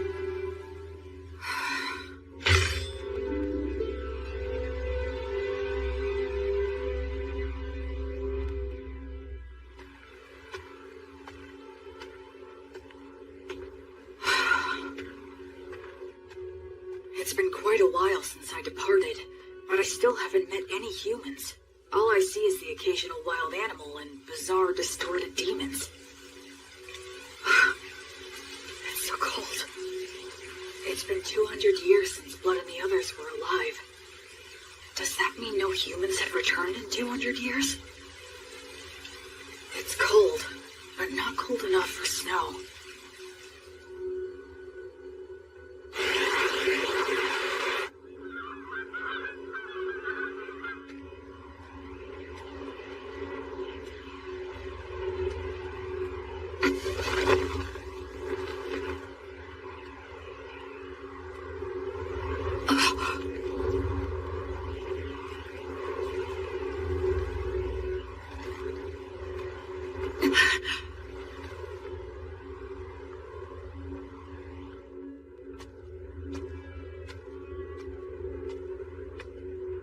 But there aren't any people.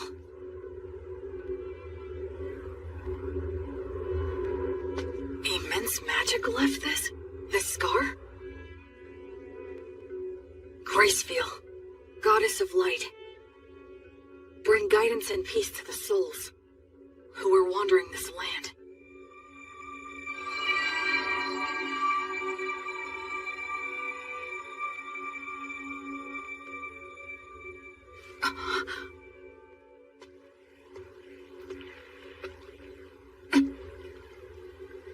Yes, of course. It has been 200 years. The terrain's gonna change.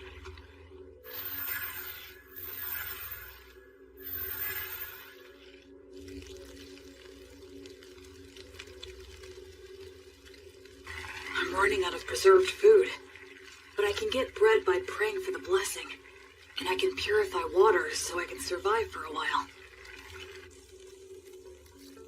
I sure hope I reach someplace that's populated soon.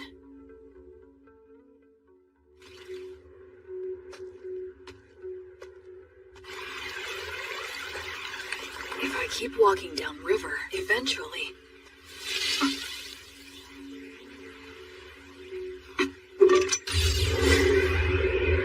A demon? Wait, no! It's a huge boar!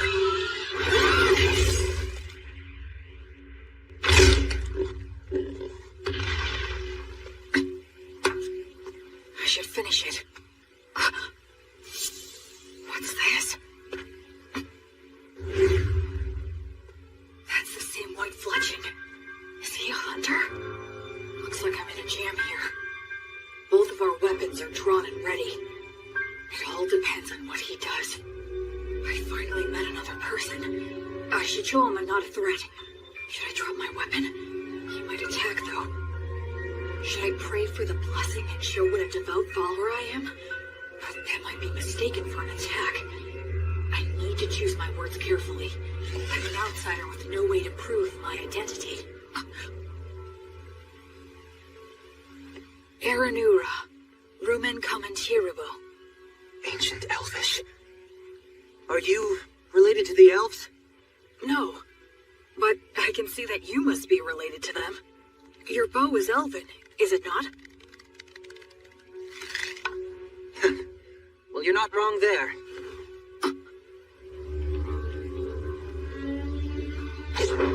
So what?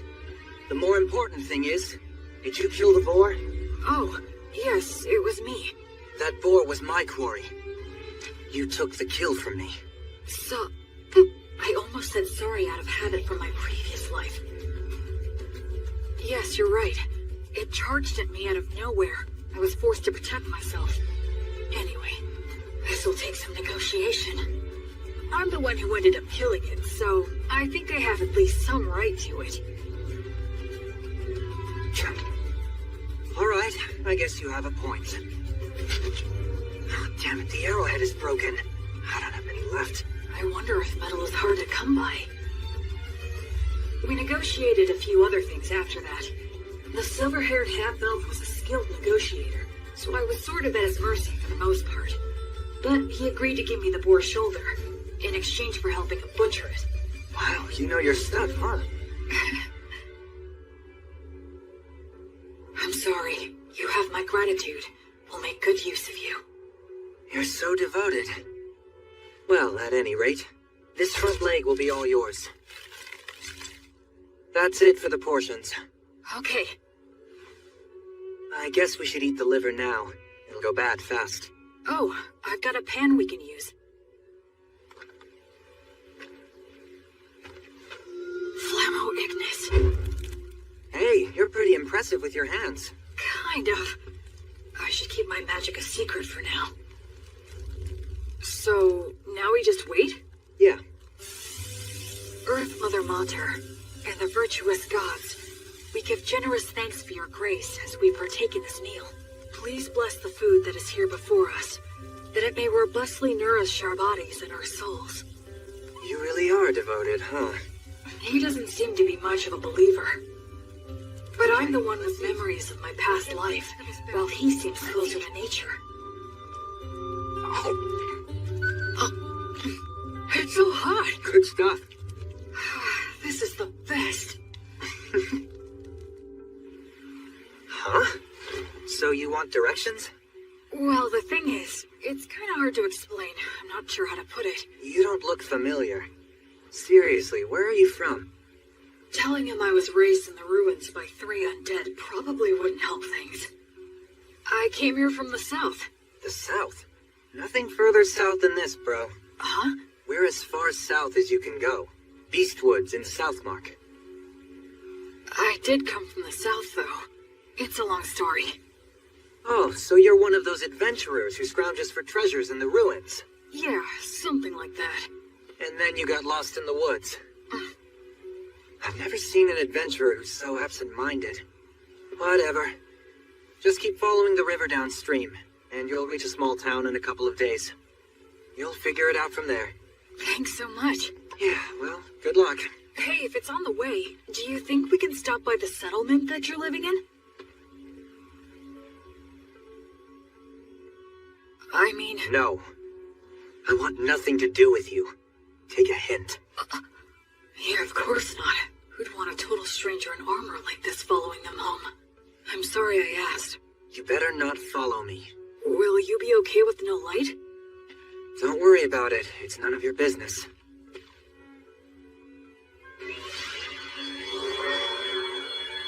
What are those? Fairies. I've never seen them. They say elves, as followers of the goddess Fae, have a strong affinity with other Fae minions. I guess that goes for him, too. Later. My name's Will. William G. Merryblood. What's your name? Menel. Short for Meneldor. Not that we'll ever see each other again. Try not to die on the road. Menaldor. In Elvish, I think that means a very fast-flying eagle. He was a bit abrupt, but it was fun talking to him. He looked around my age, but they say half-elves are long-lived, so in reality, he might be a lot older than me. Oh, right. I should be close to a town. If I'll be getting more soon, I might as well indulge tonight. Tomorrow, I'll start by heading downriver to the town. After that, I'll try to get some information there.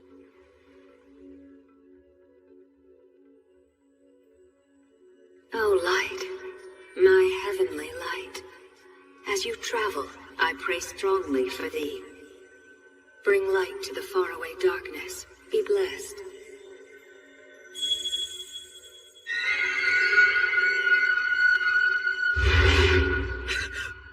No! Was that a divine revelation? Lumen! A tragedy is about to befall a nearby village, and Menel is going to be caught up in it.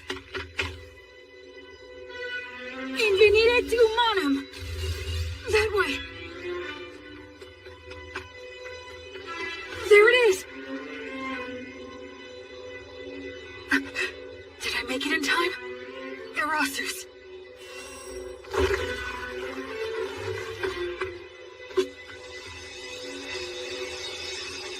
I thought I saw something shining in the forest right now. Sure you weren't just seeing things? Thank goodness. If I tell them I know Menel... Quick, hide! Get behind me! Hurry up! Are they raiders? Will Menel's village be attacked? Will he get caught up in disaster? No. A divine revelation is after the interpreter. No. It can't be. How could I have been such an ignorant fool?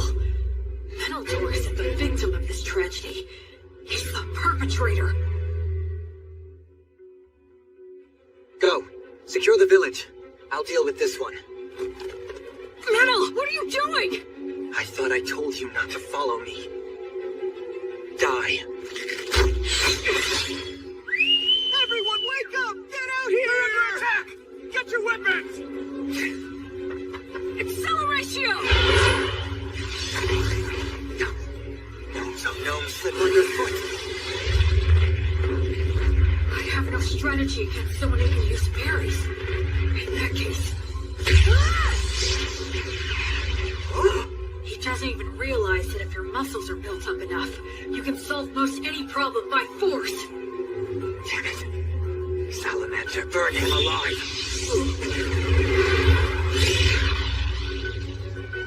No way. My. You're quite strong, aren't you? Yeah.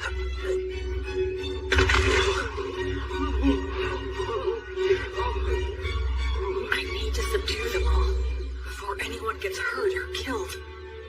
Uranium obligatio.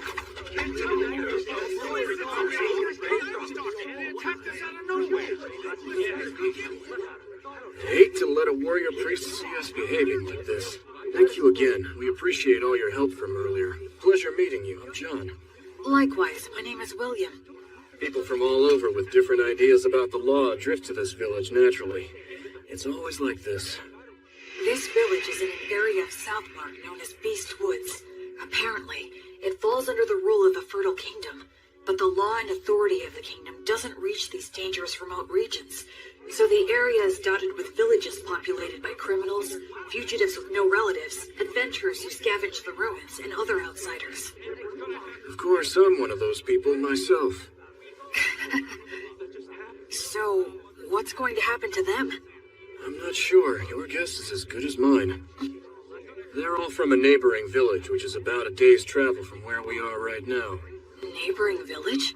Neither of our villages are all that well off, but I thought they at least had enough stored up for the winter. And we have always gotten along well enough. Also, that silver-haired half-elf is a well-known wandering hunter in these parts. He's helped us get rid of dangerous beasts lots of times. But this... Settle down now. Everyone's worn out from all this chatter. Time to take a break and have some water. This is our chief elder, Tom. Good day, warrior priest. John has told me all about you. Please allow this old man to also offer his gratitude. Oh no, all of this is because of the guidance of the Goddess of Light.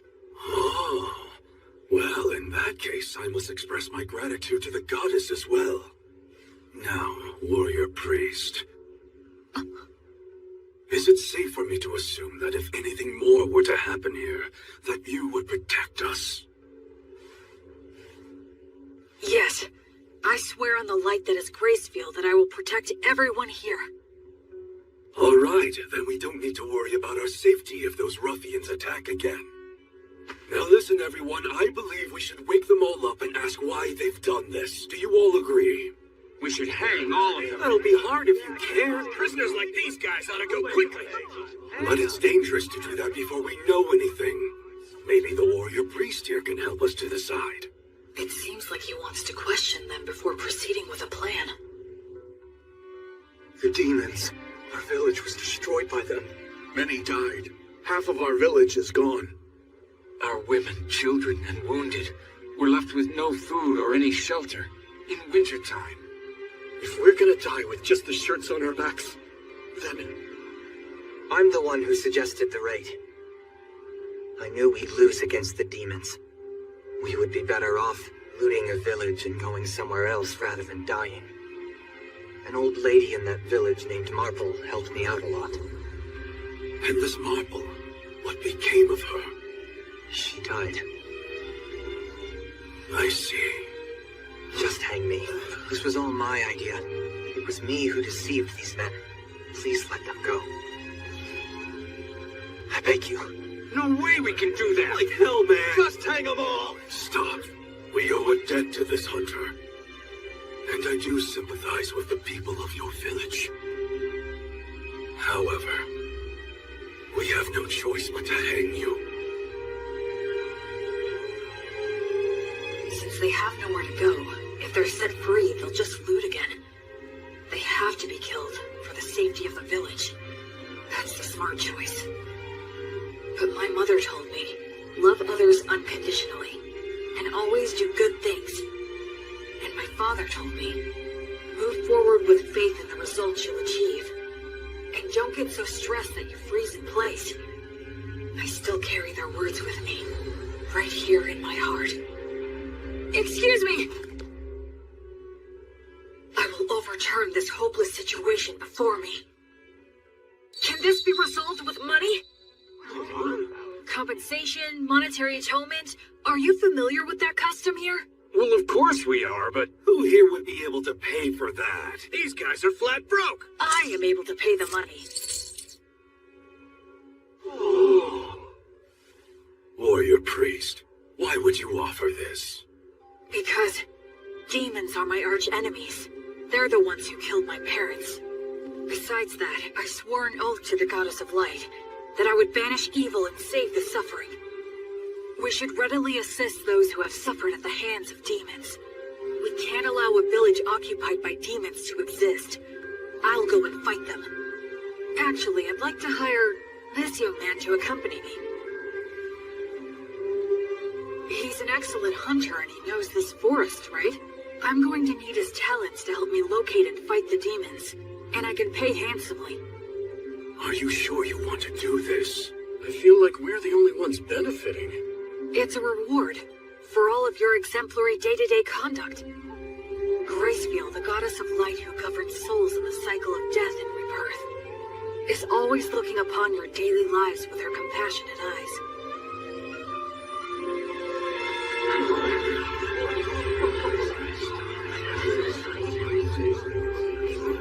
Then let us untie them now. All right. I managed to turn that all around, at least I think. I had a feeling that somewhere, some god was giving me a tiny smile. The people of the village that was attacked took in all the villagers who were involved in the raid. Part of it was to use them as hostages, I'm sure, but safe is safe. So are you going to tell me what you're really up to? I I don't have anything to hide. I meant what I said. Because you're a warrior priest? Well, I almost forgot. I know it's already after the fact, but you will let me hire you to take you back to the village and destroy the demons, right? You're asking this to the guy who instigated a raid and a murder. Shouldn't I be punished? I already cleared your debt by paying reparations. Besides, it was the only way you could help out. The people were starving, right? It's never crossed your mind I might betray you? If you do, it's the people of the neighboring village who will suffer. You're too damn nice. One of these days you'll be picked apart and left for dead. Well, I'll be very careful then. Okay, sure, I can work for you. I do need some money after all. Great, thanks.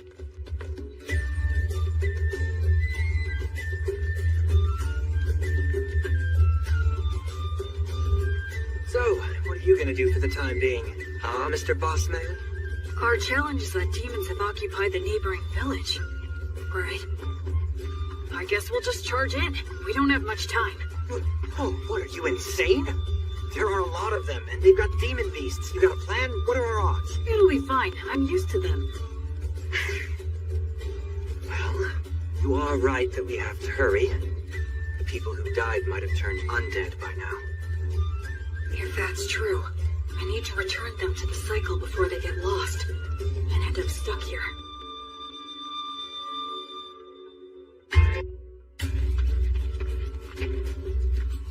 Come this way.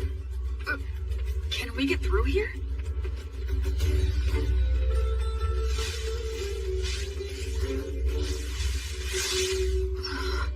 This is perfect. We'll camp here tonight. Dear green ones, grant us shelter, a bed of grass, leafy trees, and strength for any surprise guests. Wow! It's not such a big deal.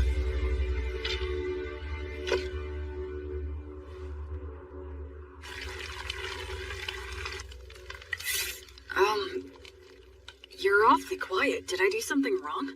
I wasn't raised very well. I'm uncomfortable with people who were brought up like you. But don't worry, I'll do my job and repay my debt to you. I wouldn't say that I was brought up that well. We'll reach the village by morning. Remember, I'm only dropping you off. I won't be fighting any demons by your side. I know. That's fine. Shouldn't we keep watch? The fairies will do it. They'll wake us if anything happens. Hey, why don't we stay up and chat for a bit? I'm tired. If you want to stay up, do so on your own. I wonder how long it's been since I began my travels. One thing's for certain. It's my first night spent with someone else since my departure. Ruins, huh? Used to be. The stones and stuff are pretty useful for building these things. The village is just ahead.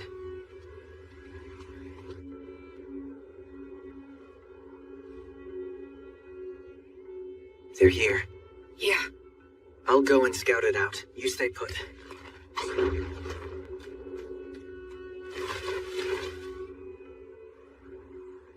A ritual?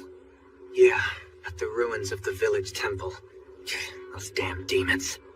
How's the temple laid out and how are they organized? About like this. There's no ceiling, and some of the walls have collapsed. They formed a ring in the center to perform their ritual. There are 2 commanders. They have faces like lizards. I forget the name. Vroskus? Yeah, maybe. It's something like that. And what else? They have several soldiers patrolling outside the temple. I know there's at least 1 demon beast inside. What's the demon beast like? Well, it's got a human-like head, the body of a lion, and wings like a bat's. It's a manticore. You already know these guys? I've studied them a fair bit, but still. I'm glad there's not more. Excuse me? Let's just go and head on and crush them.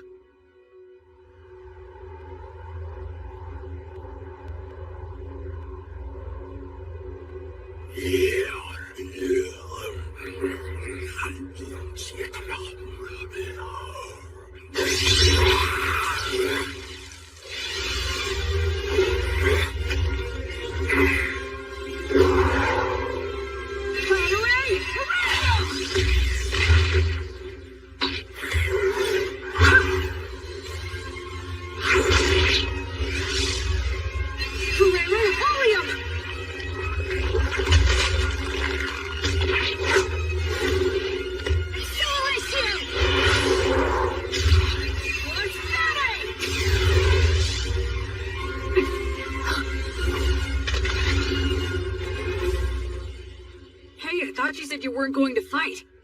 I jumped in because I could tell you were winning. I don't know many people who could tackle those guys alone and win. The conditions were in my favor. Regardless, your strength is abnormal. Do you do some special training or something? Oh, I eat a lot of bread, I guess. Humans usually don't get stronger just from that.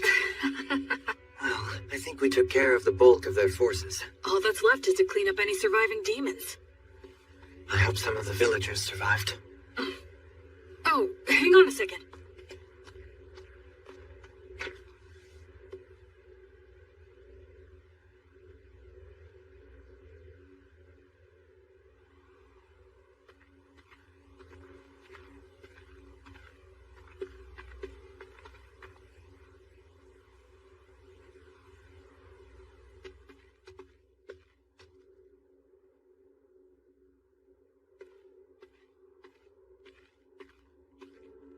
Brother!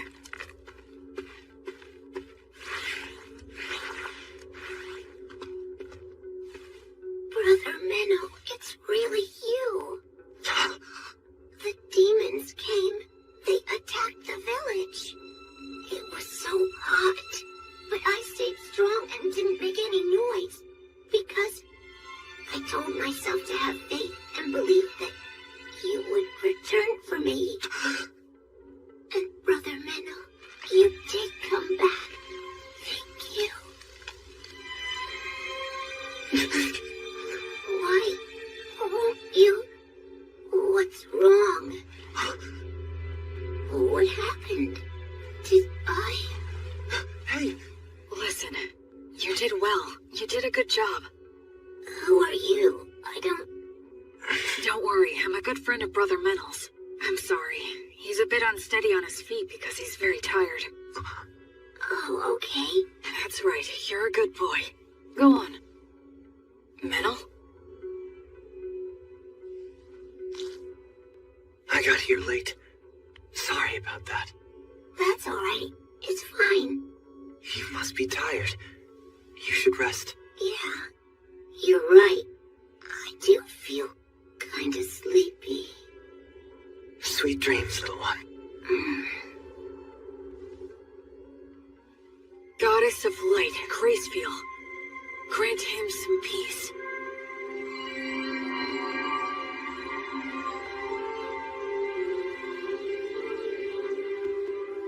Hey, What's wrong? I'm really sorry. Sorry for what? I underestimated you. I thought you were just some rich boy who happened to earn a god's protection and got cocky, spouting mindless cliches. Anyway, I'm sorry. Don't worry about it.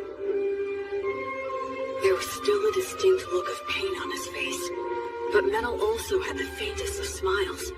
He didn't hesitate anymore after that. He held the hands of the undead and exchanged farewells with them.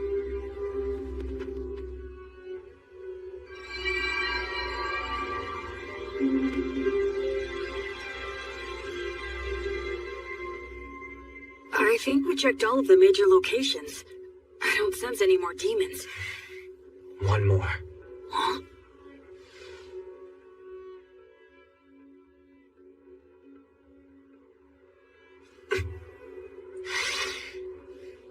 Hey! You in there, old marble? Huh? Whose voice is that? Oh, look, it's you, Meadow. This ghost is close to the highest rank. Her soul must be extremely tough. If she resists, my power might not be enough. If it comes to that, I'll have to use a magic weapon that works on spirits. Oh, you really don't need to worry so much, young man. I'll have you know I haven't gone senile yet. Really? Well, that's a relief to hear. It seems you stayed behind because of some lingering attachment, but this kid here is a genuinely virtuous high priest. Returning lost souls like you to the cycle of death and rebirth and treating wounded people are what he does best. Oh? Listen, we can take care of the village now, and I think it's high time for you to move on. Unless you still have something to say. I can deliver the message for you. Minnow, You've been bad again. No, I promise I haven't. And where the hell did that come from anyway? Maybe you are senile. I can read you like a book. What's that supposed to mean? You're lying, that's what. I can always tell when you're lying. You're a little hooligan, but at your core, you're honest and smart. All this killing and stealing isn't for you. My goodness, you know this more than anyone. You see now, don't you? Shut up. What did you say? Shut up! What makes you think you know anything? Just what the hell was I supposed to do, Marple? You died, and everyone else in the village was starving. What else could I have done? You think I should have prayed to the gods or something? The gods? The gods have never helped me out, not even once!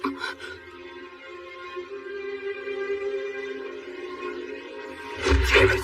Damn it! Damn it! Damn it! Damn it!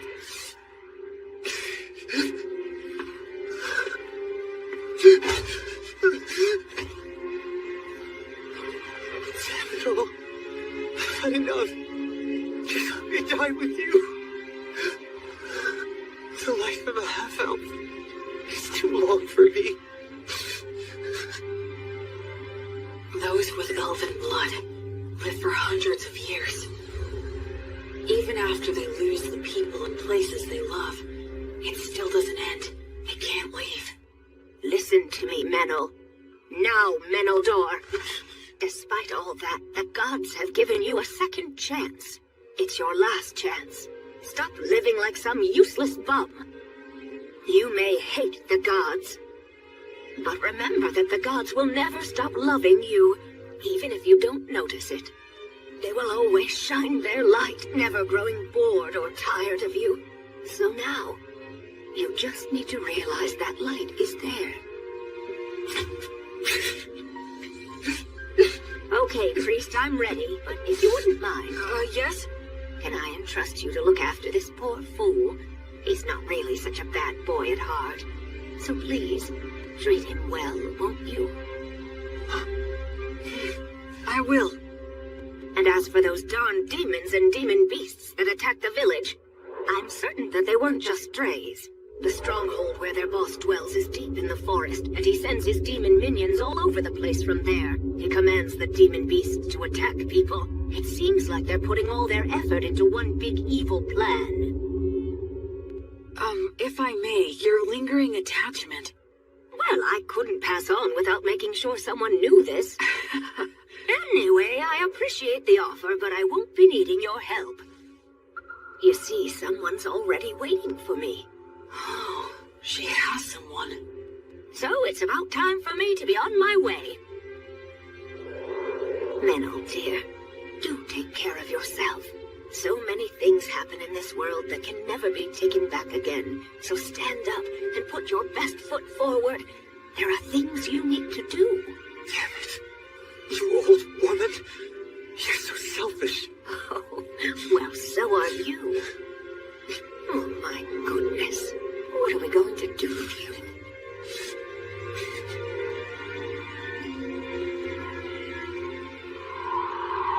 Well, I'll leave the rest in your hands. Of course. You can count on me.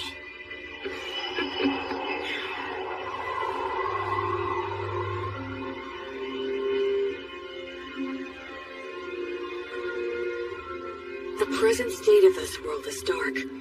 At the very least, in this area known as Beast Woods, demons and demon beasts still run rampant, never fully exterminated. No nation's laws reach here. So even among humans, robbing and mugging are widespread.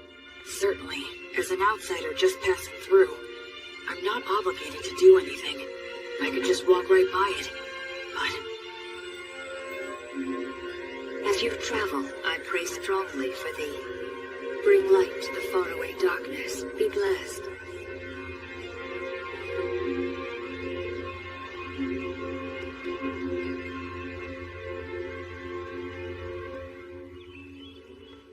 a few days later, the villagers returned. Though they were shocked to see the state the village was in, they eventually gathered up their remaining farm tools and started digging holes to bury the dead. And we all laid them to rest together. So, What are you planning to do now? Well, feast your eyes on this.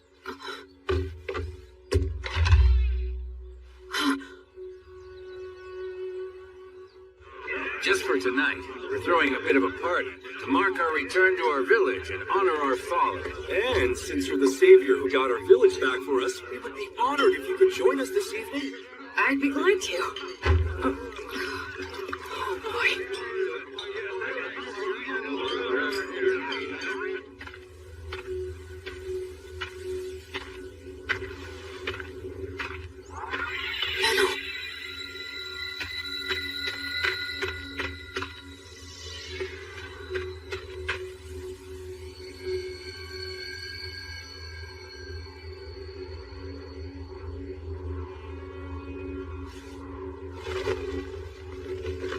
Hey.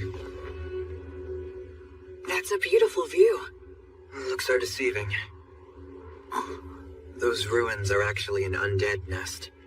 Countless adventurers have gone in, but none have ever come back. Oh, I see. Okay then, I'll go there tomorrow. Huh? Were you even listening to me? Yeah, you said it's an undead nest, right? If it is, I need to go and return them all to the cycle. I forgot who you were for a sec. Being around you throws me off my game. And here I thought I was a much more indifferent person than that. A little late to say that after the way you were wailing earlier. Well, why are you saying that to someone who's already depressed? Hey, Menel, what was Marble like? Can you tell me about her? She's strange, exactly like you saw her.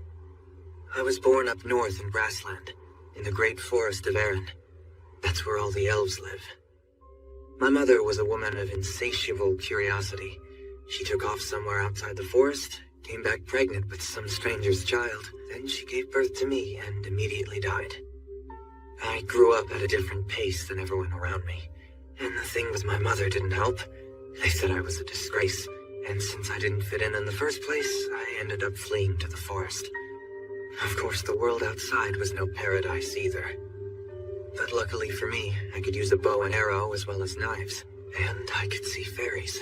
When I ran into enemies that wanted to eat me, I had the skills to kill them instead.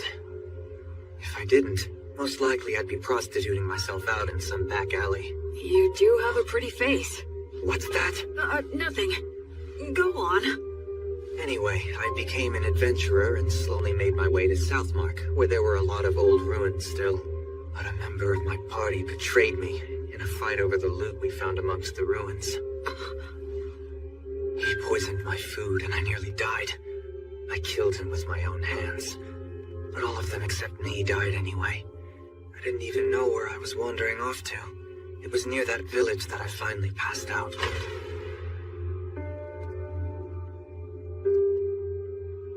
Marple was the one who found me and took me in. At the time, she wasn't that old yet, but she was still such a weird woman. She lent her bed to the antisocial kids she'd found lying on the ground. She let me eat her food, and even lectured me about trying to live a decent life. A lot of people ended up at that village after being found by her. What was she exactly? I have no idea, really. Of course, she's dead now, so we'll never know. That happens a lot on this continent. She did take me in and looked after me well. That's when I started pretending I was a hunter. There are a lot of nasty creatures and demon beasts in this area. I was relatively useful, and I had a place to belong. But I lost it all without any warning. I got all the survivors together so we could be the ones doing the stealing. But thanks to you, we failed miserably. It sucks having a longer life than anyone else in a place like that, so it's depressing. I just want to die sometimes.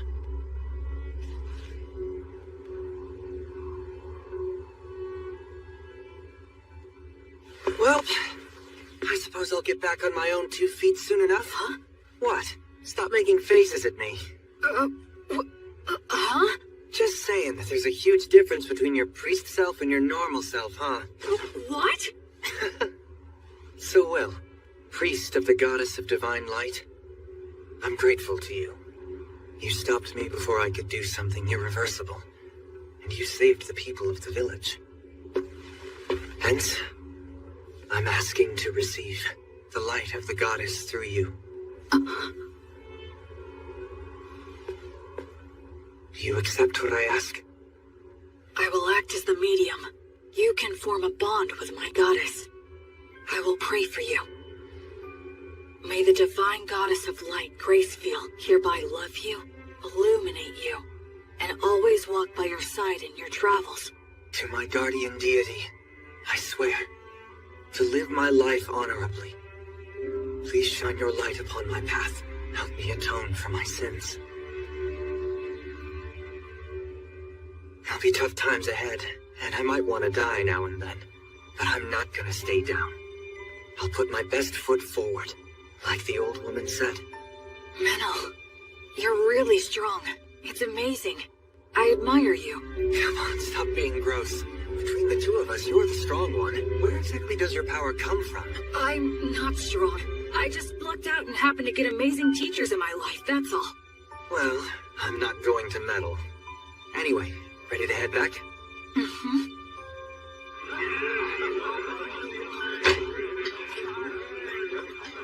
Blood. Married. So, I think maybe I just might have found the very first person I could call a genuine friend.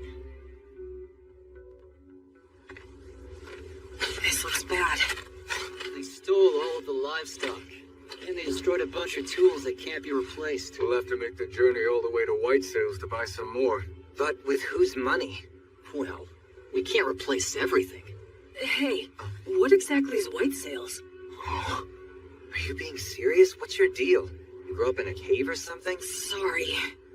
So, White Sails is this... Oh, could you tell me about the history of this place, too? Yeah. All right, fine. You know we're in the southernmost continent, known as Southmark, right? Yes, that I know.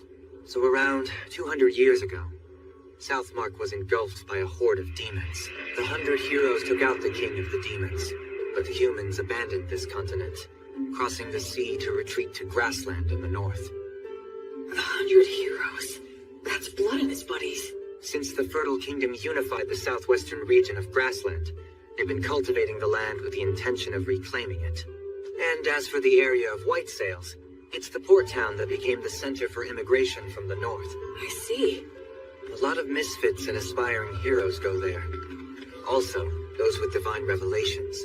You're hoping to gather more faithful on this trip too, right? I understand that Gracefield used to have a lot of devoted followers on the southern continent. Can you tell me more? I think that most of her followers were scattered after the Great Collapse. Yeah, that's right. But those followers who managed to escape to grassland kept her name alive. Yes, even so, her following has declined quite a bit. Rampant demons and demon beasts. Villages that resort to thievery. Faith in the goddess dying out. Perhaps this was the mission that the goddess had in mind for me all along? Well, enough of old history lessons. We need to help the villagers now. Yeah, with regard to that, these villagers don't have a lot to spare.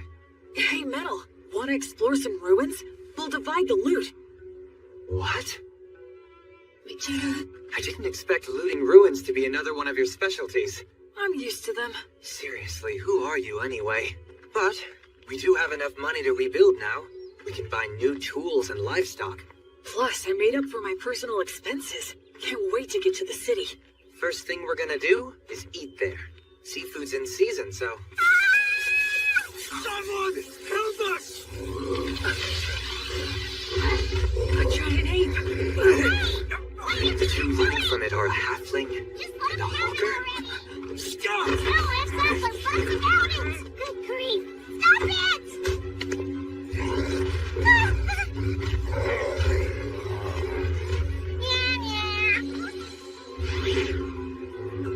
Who are you?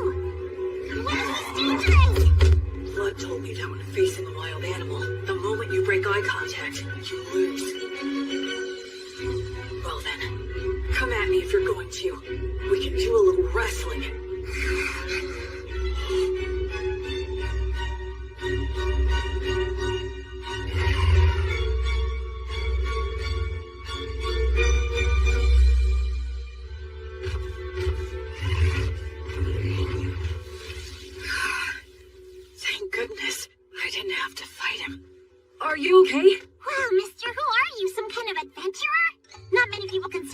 imitate a giant ape this way looking at it. You're incredible!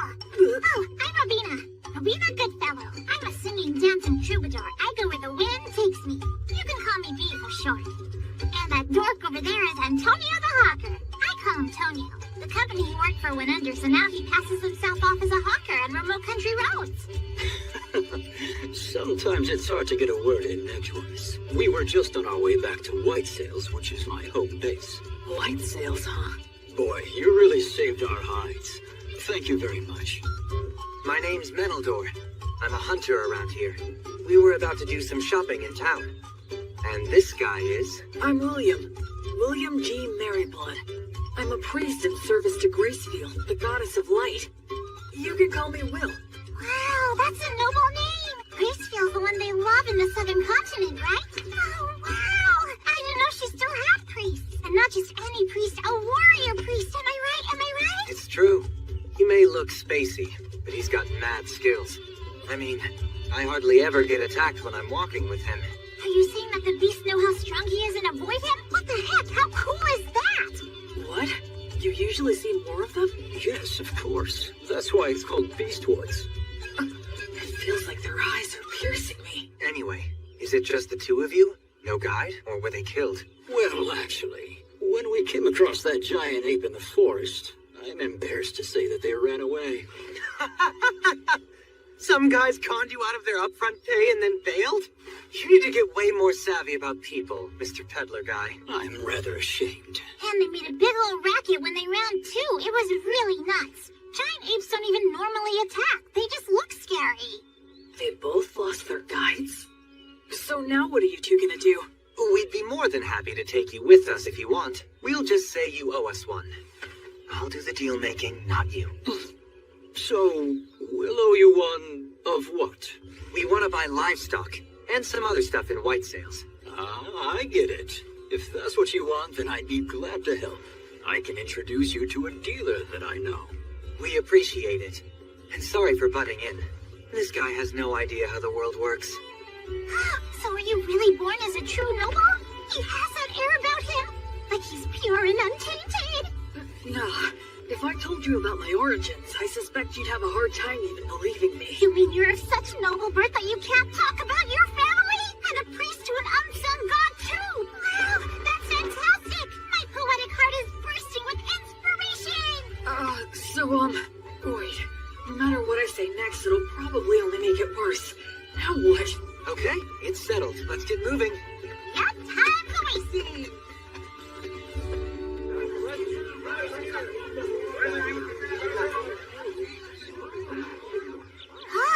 This place looks perfect! Woohoo! Introducing B! B and Tonio warmed up to me quickly. Tonio has a gentle demeanor, and he's good at getting close with others. As for B, she doesn't seem to have any boundaries when it comes to people. Ahem! It is now time for me to sing you all a song. I'm counting on you to clap along for me, and you collect the donations when... Sure! You got it, B!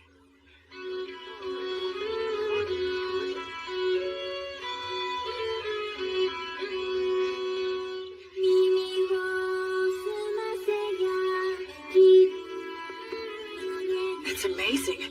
Every time we walk into a village, she lures everyone in. It's really impressive. She never gets tired. Very well.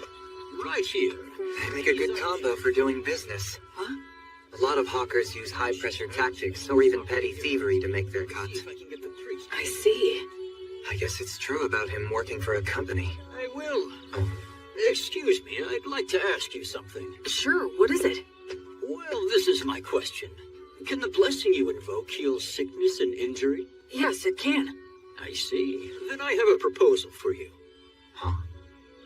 Goddess of Light. You're as good as new. Oh, wow. Thank you. I'm so grateful. How much do I owe you? Oh, don't worry about that. Offer your thanks to Gracefield. And if Tonio has anything you like, please purchase something from him. I'm a priest who is still just in training. Yes, okay. Thank you so much. Let's get something to celebrate your recovery. How about this hairband? So B attracts the people, Will offers his healing, and both bring him some business. Smart guy. Tonio's pretty cool. Yeah, I think this will help with the return of the Goddess of Light. Her power is damn impressive, though. Well, the blessing is a rewrite of reality through the sublime power of a god. That's how it can heal a wound as if it had never happened. Huh. I'm only borrowing this power from the goddess. I have to be careful not to mistake it for my own power. What? Still in training, huh? Well, I really am still in training. Will, done with your free treatments? Oh, yeah. Then come with me. Huh? There's a party to celebrate everyone's recovery. Right now? If they're at a party, she can sing again. He can sell more of his goods. He's a sharp salesman. We continued to pass through several villages, earning money in the same way, as we made our way north for a couple of weeks. Then we emerged onto Wheat Road. Let's sleep over there tonight. Man, you guys went too crazy. It's already dark. Sorry about that. Whee! I'm in such a good mood today, I'm going to give you all a free performance. Wow, how generous of you. Now, wonder what I should sing. I think Race Stop the Penetrator is epic, but it's way overdone these days. I know! The three heroes from the killing of the High King. It's a really good one. It's got the Wandering Sage, War Ogre, and the beloved Daughter of Mater. Ah, that sounds great. Now that's a solid pick. Actually, I haven't performed it in quite a while. Hey, what's wrong, Will? Oh, it's nothing. Go for it. I'd love to hear you sing. Great, you just said the magic words. Without further ado, then. Time rolls on. Or perhaps it's us that's marching on. Be it the strong and sturdy warrior, the bright sage, or the holy woman. So their names really are remembered. But their ashes and their names remain. This is precisely why their song must be lifted up high. So their good deeds live on, and their heroic names resound throughout the world. I sing this night of the Wyvern Killer, just one of the many fearless adventures of the three heroes. Keep quiet now and listen to this tale, one and all.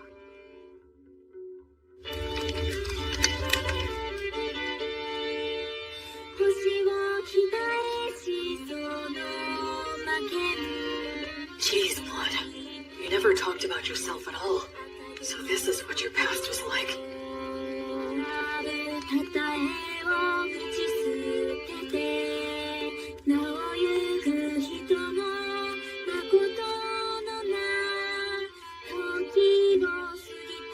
I guess no one knows Gus's real name was Augustus.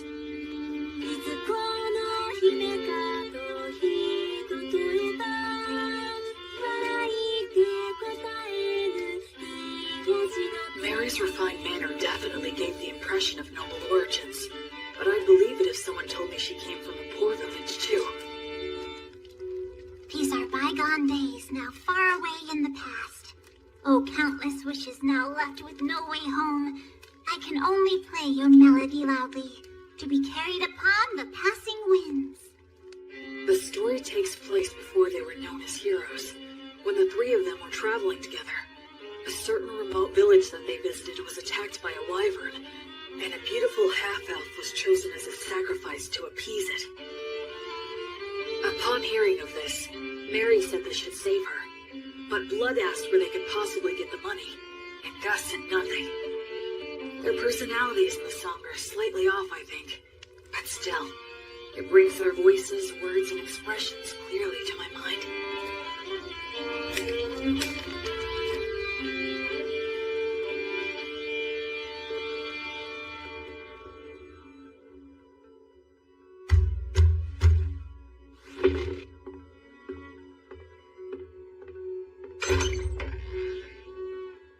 Who might you be?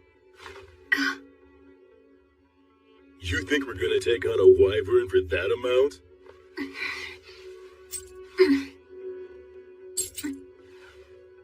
Ah, what fine money. Look how it sparkles and shines. If this will be the payment we're given, then... We have no choice but to do the job. Oh, damn, you're such pushovers. There's no profit here. I'll pay more if it's not enough. You can sell me to a slave trader if you want. You think even that's enough? You do have some guts in you, kid. You're small, but a mighty warrior.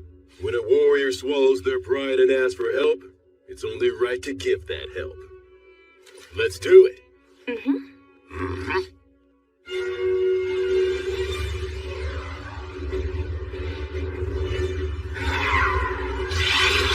Ligatur, nodus, obligatio!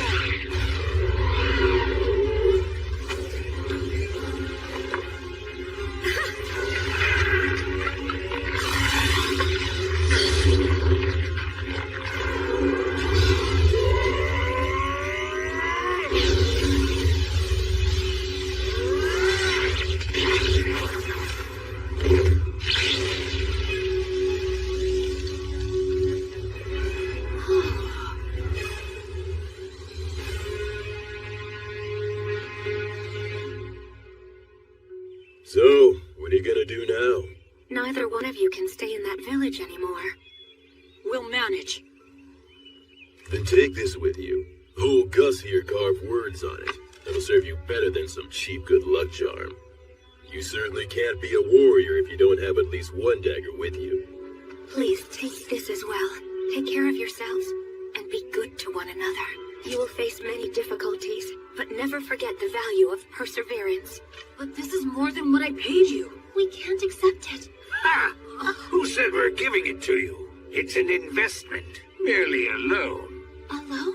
Listen, you two must live the best you can and build up fame and fortune for yourselves. If your names reach our ears someday, well then, we will come to collect what we've lent you, plus interest.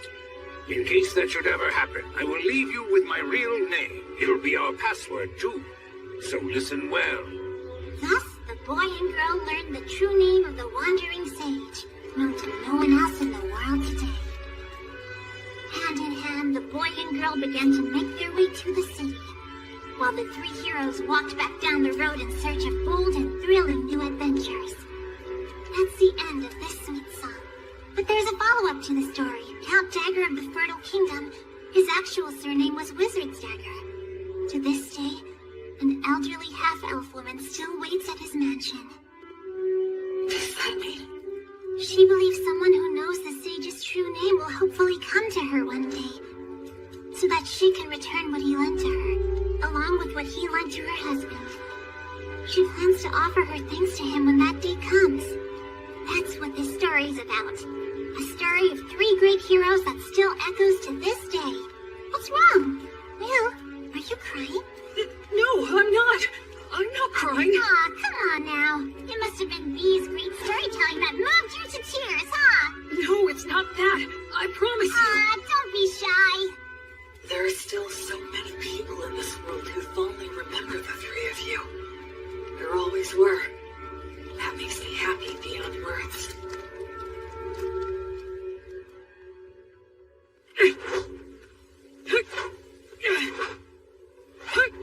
The Fertile Kingdom, huh? Once we cross the sea, maybe we'll meet people who still talk about blood and the others. Hey there. I see you're up. Looks like you're working hard. Hey, Tonio. Will, you're a strong young man. You think so, huh? In looking at you, it's become clear to me that your movements have been refined many times over. But then again, maybe you don't want to hear that from a guy who got conned by phony adventurers. In any case, it's obvious that you're used to handling that fine dwarven spear. And those who can handle that masterpiece have to be a master themselves. But there is one thing I don't understand. Something you don't understand? I'm curious to know what it is that you desire. Why are you asking me this? Well, because I'm a merchant. It's my job. I move product and grant people's wishes for fair wages. Satisfaction is a merchant's specialty. You are quite a mystery to me. I can honestly say that I have never met anyone like you before. You are strong and you have courage. You're educated and have good manners. And you're not hurting for money. But you're not really like a noble. You're more like a holy knight that I've only heard stories about. And so, that's the reason I decided to ask you directly. What is it that you as an individual desire in life? Or is it that you're strictly a representative for your divine goddess of light? I had a happy little life up until now, but I lost it shortly before I set out on my own. I gained the divine protection of the goddess of light in its place. There's still so much stuff that I don't know about in this world. And so, I'd like to start learning about it. I'm sure that in the process of learning, I'll naturally find out what it is I want. Oh, I'd like to have friends and companions, I guess. Is Metal not someone you'd call a friend? Well, actually, I think he and I get along fairly well, but he seems hesitant to acknowledge me as his friend. He only ever calls me priest, like he has to put me on a pedestal or something. Yeah, having friends is important to me. Yes, I understand. Then perhaps I will nominate myself to be in third place position. Huh? Because I'm sure Metal and Robina would be mad if I jumped in line ahead of them. The very thought scares me. Well, shall we get some water and start preparing breakfast for everyone? Yep. Okay, here you go. Wow, so good! It really is. You're a fantastic cook, Tonio. He sure is. Honestly, it's one of the only reasons I travel with him. We're eating a lot better now, thanks to Tonio's good cooking. That's right, you can't cook to save your life. Well, it's just that... Hey, Menel, your cooking isn't all that hot either. What? You ate it? Well, we always get good bread from Will at lunchtime. Isn't that so cool? He prays and it suddenly appears. I'd prefer to stop as little as possible. I'm grateful to have food I can eat as I walk. Cool. Let's get ready to leave as soon as we're done eating. Yeah. You asked...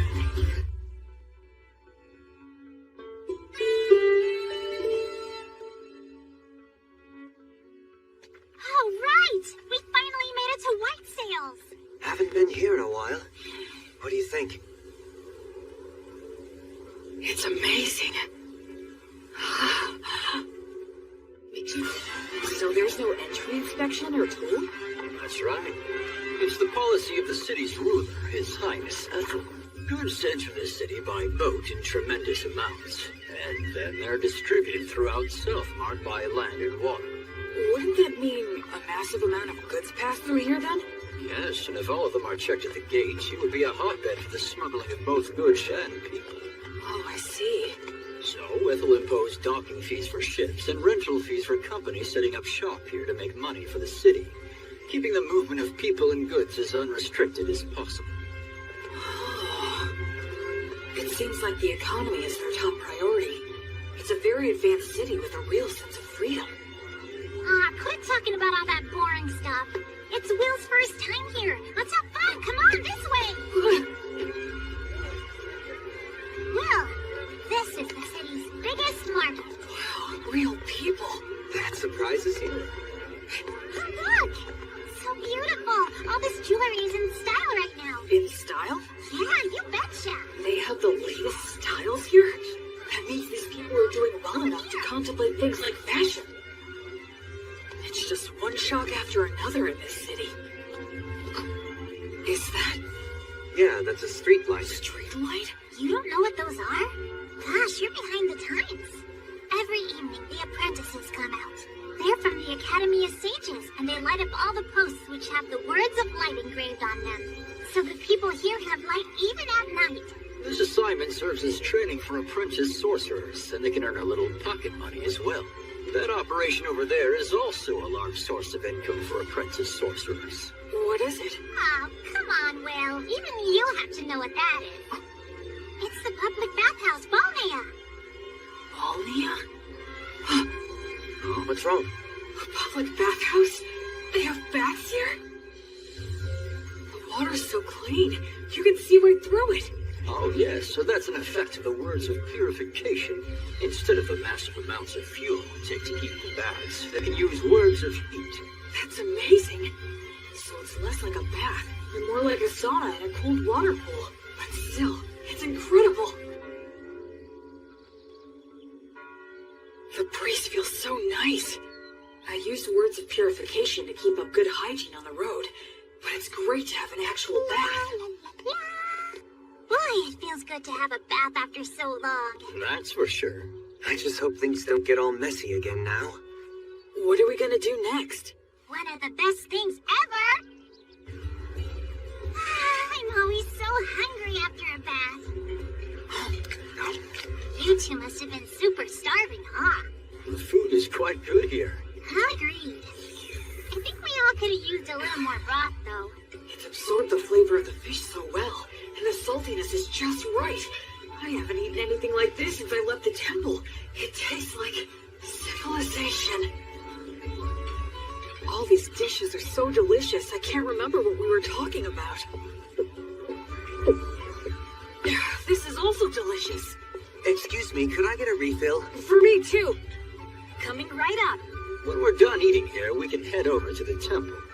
Well, since you're a priest, you need to pay your respects, right? Oh, yes, you're right. Wow, that must have cost a fortune.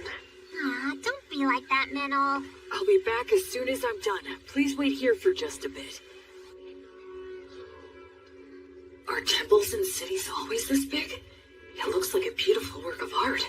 It feels more like a tourist destination. Excuse me. Yes. Can I help you? I was wondering if you could tell me if there's a high-ranking priest here. I've received divine protection and become a priest, so I wanted to pay my respects. Pardon my asking, but which deity do you serve? I serve the goddess of light named Gracefield. Oh, the goddess of light. That's the problem. Why's that? Priests of the goddess of light are quite uncommon, so our rules compel me to use the prayer of faith detection. Okay, that's fine. I guess that makes sense. It's inevitable that people would be skeptical of a priest to a minor god. I could be a priest to an evil god in disguise. The thing is, all those individuals with the divine protection that qualifies them to determine another's faith are out at the moment. They're all out? Yes. It's because attacks by demon beasts have been on the rise everywhere recently. All but the vice bishop are extremely busy right now. Vice? What are you doing in the middle of the aisle? Oh, Bishop Bagley! Answer me. I asked you what you're doing. Well, I just... It's an honor to meet you. My name is William G. Merryblood. I have earned the divine protection of Gracefield, the goddess of light, and I have come to the Temple of White Sails to pay my respects. I see. I am Bart Bagley. I am in charge of this temple. Gracefield, huh? The deity who has been completely lost as of late? And what if you're a suspicious person using her name, planning a very dangerous plot? You have every right to be suspicious. Is there anything I can bless to prove myself? Ha! You novices are so quick to rely on your divine protection. Listen to me. Divine protection is not something to be used lightly, nor is it something to use ostentatiously either. He has a point. Gus said the same thing about using magic. I was using my blessing freely since it poses little risk, but... Yes, of course, you are correct. I truly thank you for reminding me of my lack of experience. Ha! Explain what the teachings of the Goddess of Light mean to you. Light only exists in the dark. Words only exist with silence. And life can only exist where there is death. You enter his name in the registry and show him around the temple. Yes, but we haven't performed the prayer of faith detection or the prayer of lie detection. You fool! What did I just say, you idiot? Right now, I need to go make an appearance at the Weavers Guild banquet.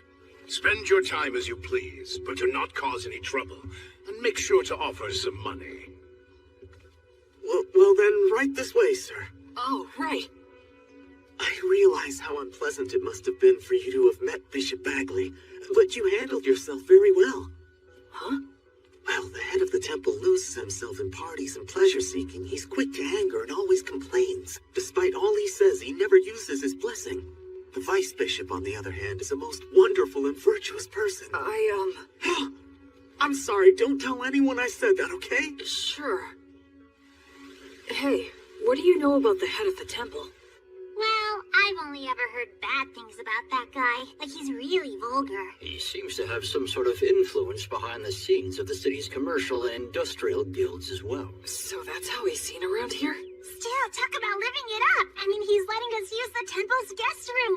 2 of them, even. Anyway, what should we plan to do next? We could take in sights, or visit some guilds nearby.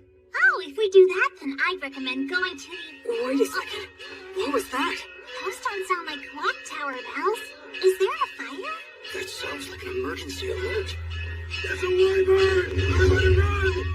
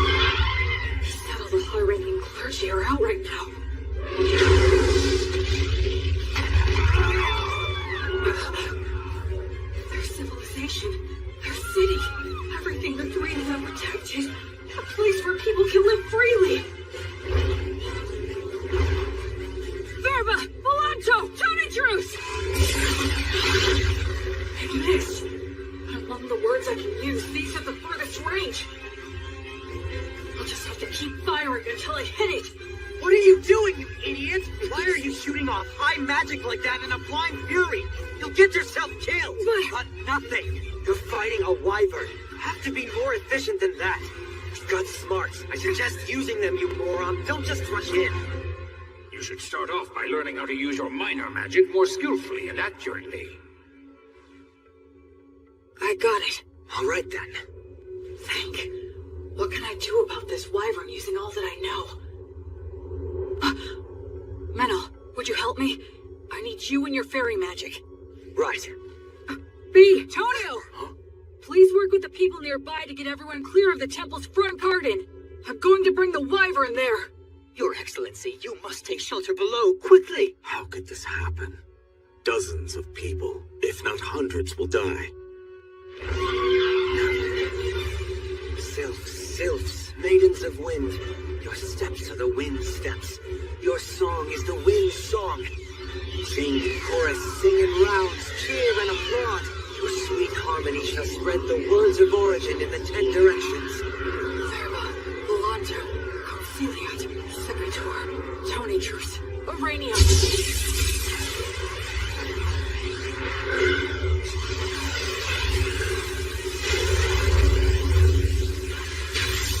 Is that magic? There's a fairy user too? Oh, man, are we lucky. We've got this. We can do it. Hurry!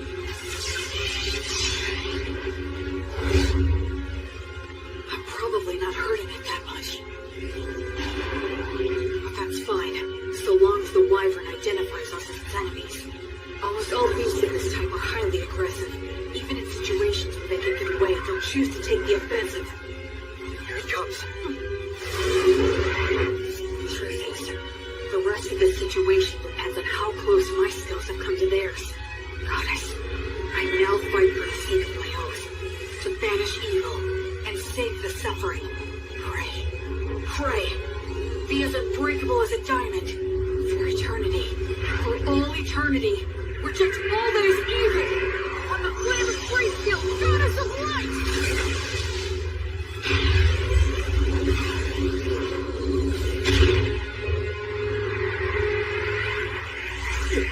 What the heck is that stuff?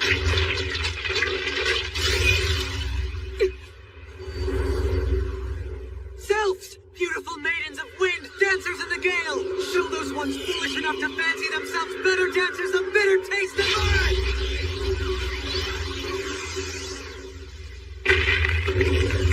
Leader! Notice! Lovely got you! It's bowed up. No, it's trying to tear them off. Damn, it's strong. Acceleratio!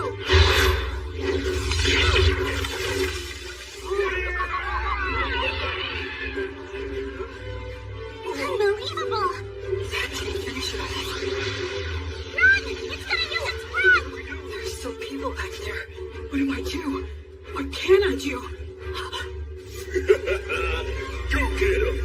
Acceleratio! If you're stuck, use your muscles. Be violent.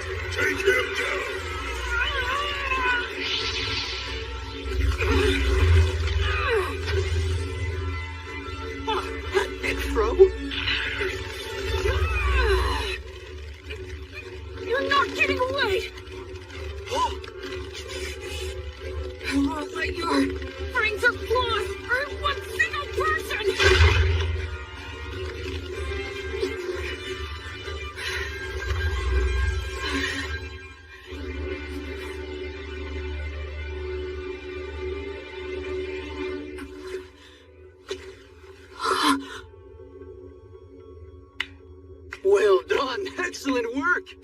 I praise you and give thanks to all the gods for allowing me to serve a great hero such as yourself. It's the birth of a new wyvern killer. A brand new hero. Sing his praises with your applause.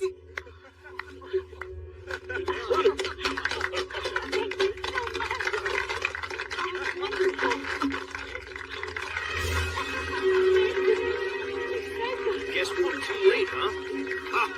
I had no idea so many magic users and a warrior strong enough to kill a wyvern were staying here. It is truly divine providence.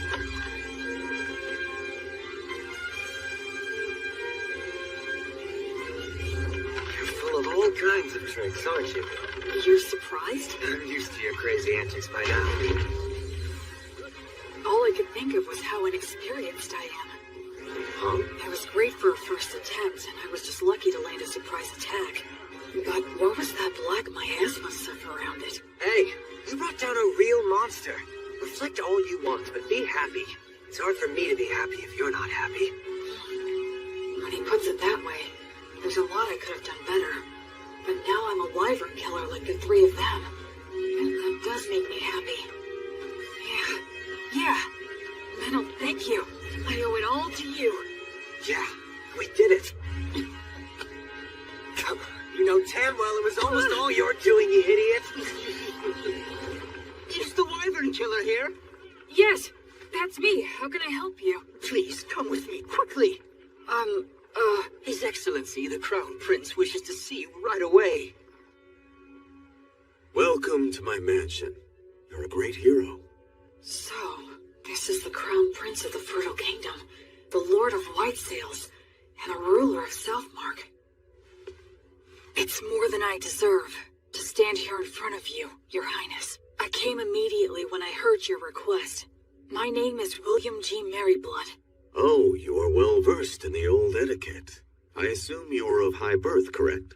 No, if Your Highness could please refrain from asking about my origins. That must be some story. So be it then. Please, have a seat. Thank you.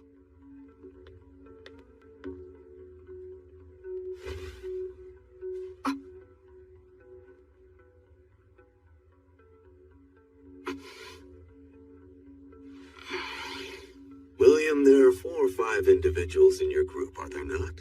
Yes, 4 of us. Which makes you a magic user, a priest, a fairy user, and a warrior. Well? Actually, we are a traveling priest, hunter, merchant, and a bard. One who shot lightning at the wyvern, one who made the light, one who dealt with the air, and one who broke its neck. That is 4. If that makes 4 people, it is indeed correct that we are 2 of them. What are you talking about? I can explain. My friend there, Minaldor, called the fairies, spread words, and manipulated the air currents to bring the wyvern down to the ground. So you're saying your friend is the fairy user then? And the rest? The rest was me. I'm sorry, but would you mind telling me what you did back there? I used brute force to break the neck of the wyvern. You killed a wyvern and aren't delighting in it? You really are a valiant warrior. Well, can I do anything to fix the damage the wyvern caused? Of course, work has already been done, and more is yet to come. But there's something even more important that must be done. And it has to do with offering my thanks to the hero, for example. Oh no, Don't be modest, William. I do not want my people to see me as an ungrateful man. On behalf of the people of White Sails, I, Ethelbald, thank the both of you for your courage. You did well to minimize the damage caused by a wyvern's surprise attack. I am unworthy of such praise. I would like to bestow upon you a reward. Is there anything you want? If I may, Your Highness, I traveled here today via Beast Woods to the south. The villages in that area are currently under threat by an army of demons commanding savage demon beasts. I see. So if I may ask you, would it be possible for Your Highness to send his soldiers over there to help hunt down the demons? It's not impossible, but it would be difficult. You saw that wyvern. Within parts of Southmark that I govern, demon beasts like it have caused frequent incidents. You mean... Of course, it's that toxic miasma. Any being it touches is corrupted and turns savage. Are you certain you are well yourself, William? I am naturally resistant to poisons. Oh, that is good to hear. Under the previous king's policies, we expanded our domain too much. We cannot even sufficiently protect the villages we directly govern at the moment. Do you understand what I'm saying? Then, would you give me permission to hire adventurers and mercenaries with my own money and organize an army to drive out the demons? William, are you certain you recognize the full extent of what that could potentially mean? Yes, I understand that I am asking a considerable thing of you, Your Excellency. Yet you stand by your request. Yes. Because if I don't, then how many more tragedies would we be forced to simply overlook? Except to save everyone here is a task not even gods can achieve.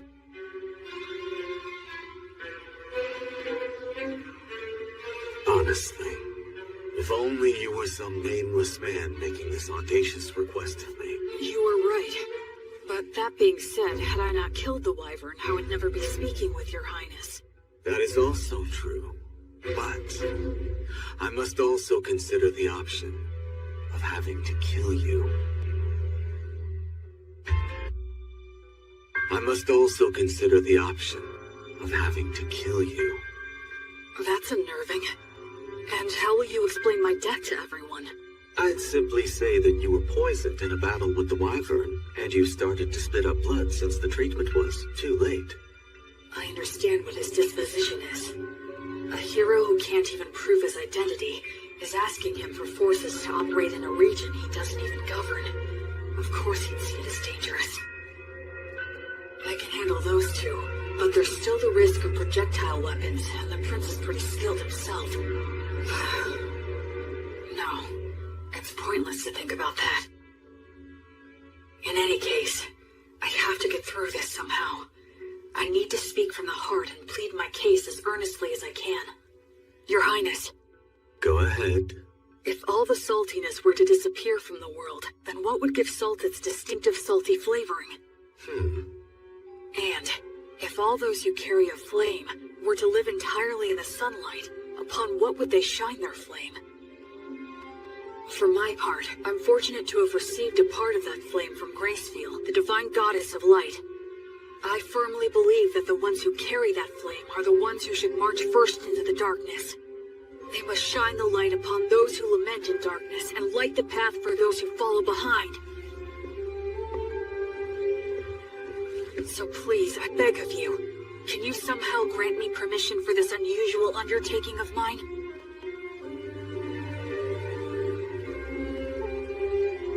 Young William, this path will only lead to despair. It won't work, and even if it does, you will pay the price. But I have some business with that despair you're speaking about. Oh, really? And what is that? I don't like how its face looks, so I want to go and kick it in as hard as I can.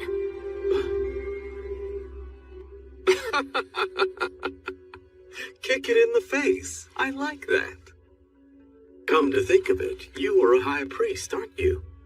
And you have quite a good friend, too. What, you didn't notice the quick reaction that he had? When I said that I was going to kill you, that half-elf over there gave me the most murderous glare I think I've ever seen. What are you talking about? I did that because I thought you were gonna kill me as well. Damn it, don't look so happy. Bishop, please stop. Please wait, Father. This is for the guests at the moment. Stay out of my way. Damn ridiculous fools!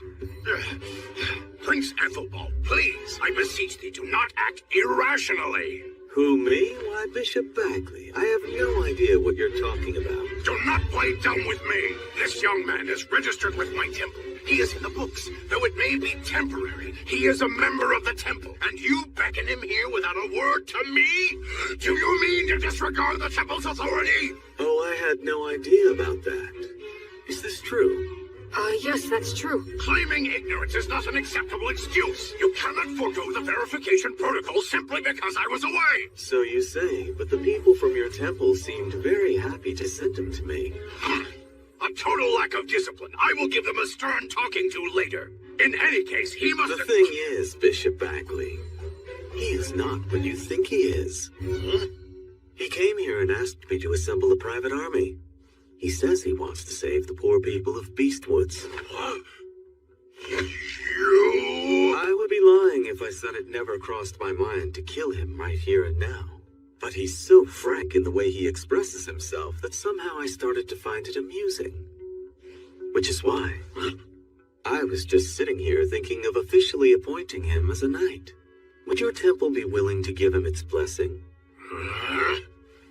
You know, he would become a paladin. The temple and I can share the profits and responsibility. What do you say to that idea? Of course, naturally, he would fall under our joint authority. You could always have him excommunicated if need be. That's not even the issue we're talking about. The temple can attest to his character. And as the Wyvern Killer, he should have no problems with all the rest. This is proceeding too quickly. I'll return to the temple and think it over. Would that be all right? Yes. But it would make me truly happy to see this happen, Bishop Bagley. I have taken a liking to this young fellow. Assuming I do decide to become his patron, you can spare me your silly games. You novice boy, we're leaving now. Right.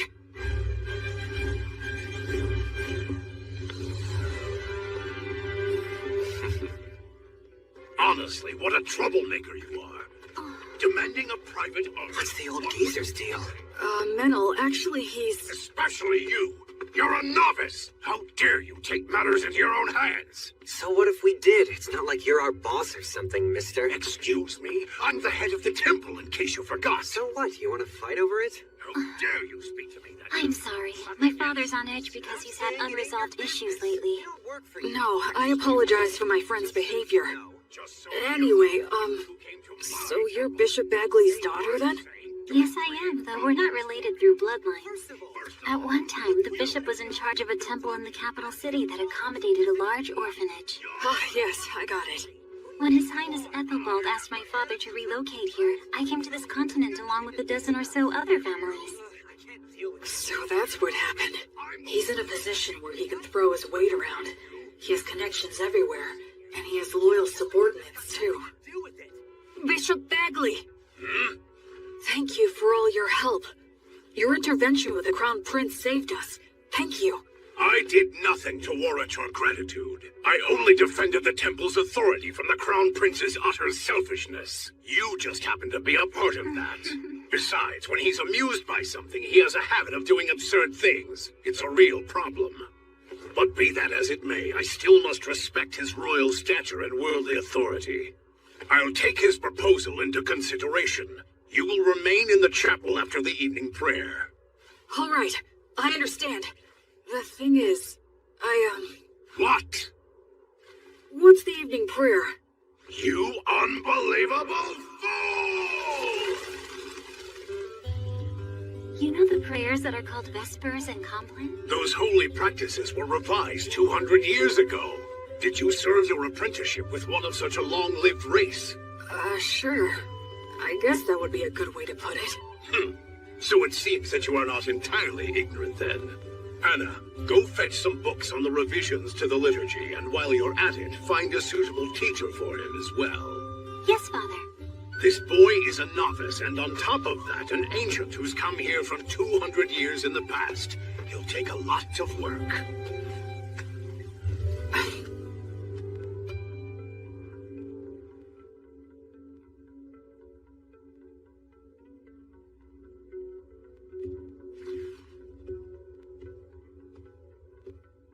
Greetings, Bishop. Wait here for a moment. Of course.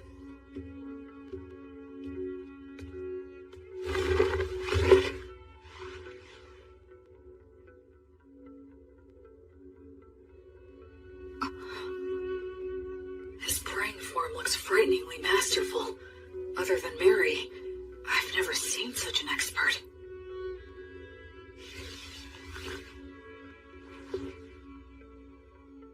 Now then. What is it? As head of the temple, you have earned a high level of divine protection, yes? Equal to my own. if not even higher.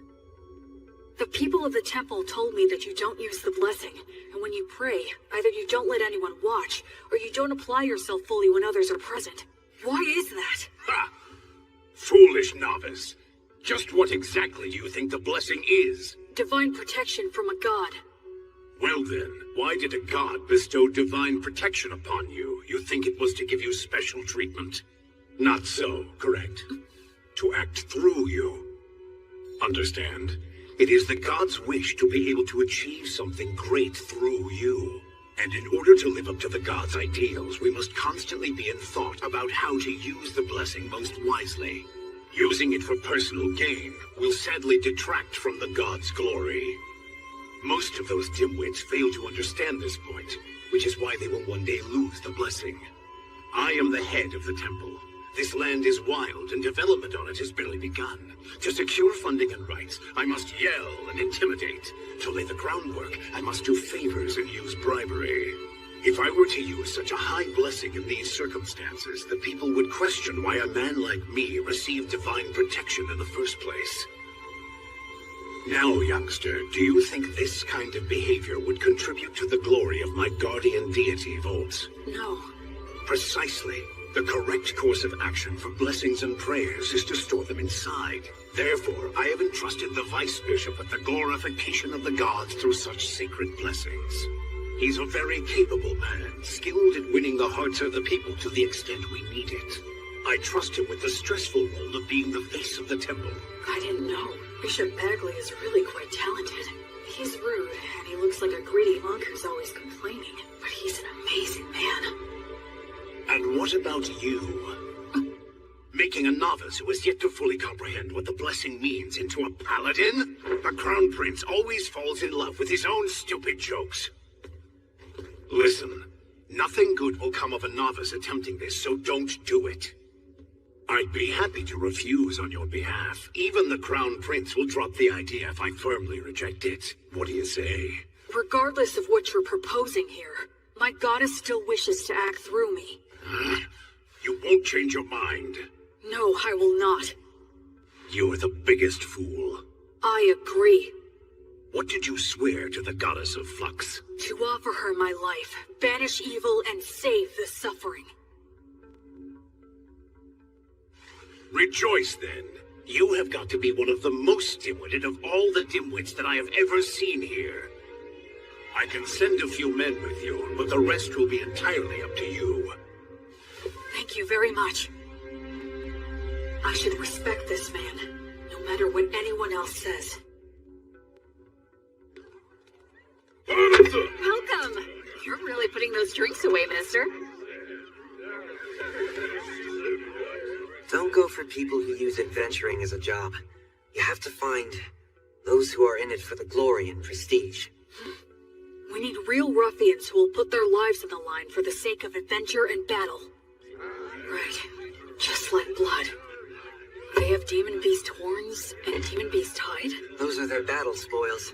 It's the easiest way to show off their strength. Come on, let's go.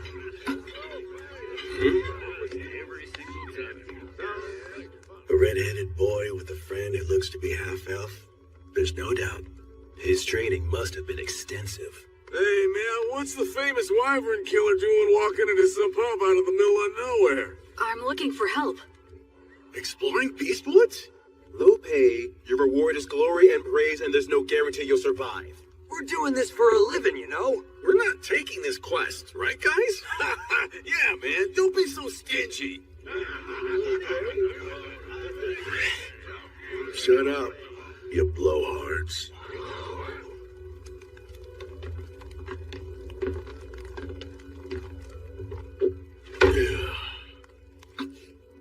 Look at the fingers of a swordsman. You can tell a lot by looking at his hands and whether or not he'll allow any wandering thoughts that prevent him from drawing his weapon.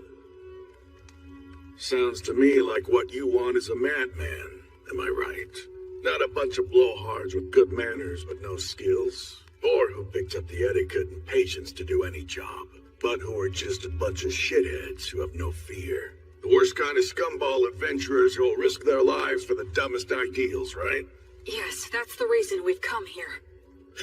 Hey, you hear that? I called it from the start. Bunch of damn lunatics. Gotta buy our drinks for a change. Yeah, that's right. What do you hope to get out of exploring Beastwoods? Where are we going? To the ruins or the forest? We don't deal with small potatoes. We want the demon boss. The leader of the demons running amok in Western Beast Woods. The subordinate demons are thought to command demon beasts. That's a big fish. It is. The location is unclear. Just finding him there will be hell. And we're talking instant death if we're ambushed during the search. That is highly likely. In other words, this is gonna be a nice, fun, stupid little jaunt into the woods.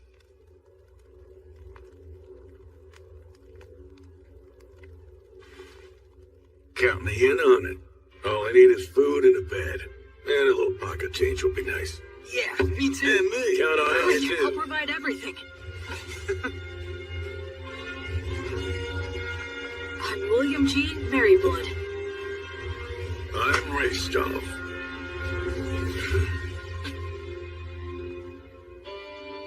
Whence cometh this disciple? To the lost goddess of flux. She who is the brilliant goddess of light? This disciple... It's almost time for the ceremony. I heard they wanted to make this a happy event to give people work who lost their homes and jobs in the Wyvern attack. But... Now know the name of the new hero who has appeared in the city of White Sails! That should just about do it. B, could you please not write an epic about my story right in front of me? What? Why shouldn't I?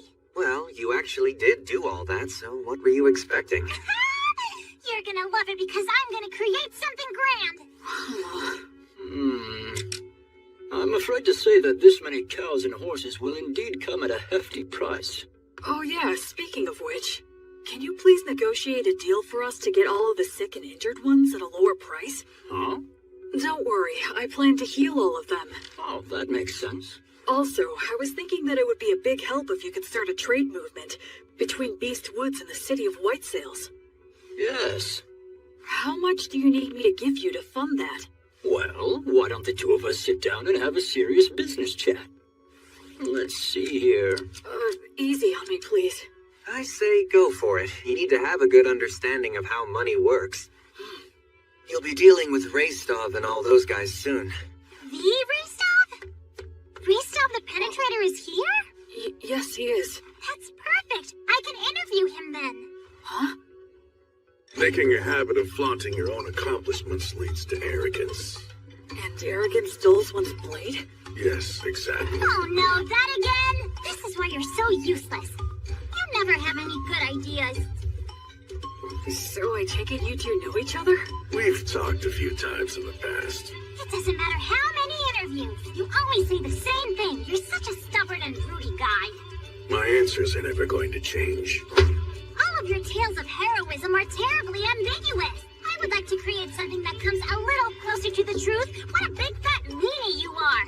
Isn't reputation important to an adventurer? Whether it's making a living or getting ahead in life. As long as you've got skills, those things come naturally. But surely you realize that even people with skills can be utterly ruined by a bad reputation. Even the greatest warriors can never tell what their downfall is gonna be.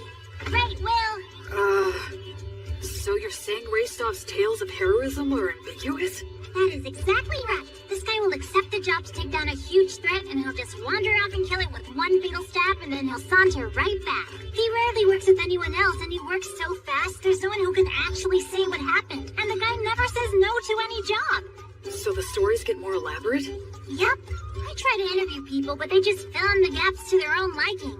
I put in a few things here and there for dramatic effect, but I like to add more truth to my tales. No need there. See what I'm saying?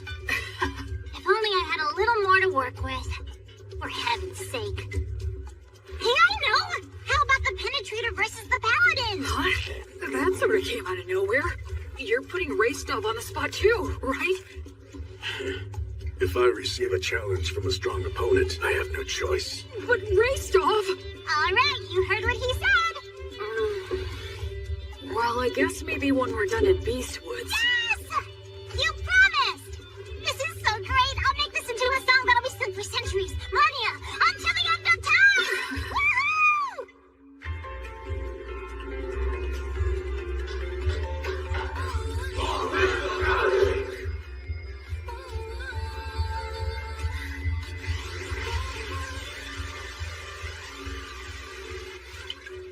Vice Bishop, thank you for blessing me. Please think nothing of it. It was an honor to receive such an important duty from the bishop. Ordinarily, of course, this would be his job, but... I asked him, but he said he finds it bothersome to show people his pious side. It's too bad. I agree, for a man of his caliber to be so unknown to the public. So this is where you've been hiding. Oh? We're having a few grappling matches over there. Come on and join us for a round. Okay. Come with us, Middle. No way, man. Hey, it's the paladin's servant. Huh? He's not my servant. He's my friend. I'm not your friend. Huh? Well, we're making a fortune now, and guess what? It's all thanks to your song. Goddess of Light, are you watching? I'm getting by somehow, and I'll continue to. And that's how I became the faraway paladin.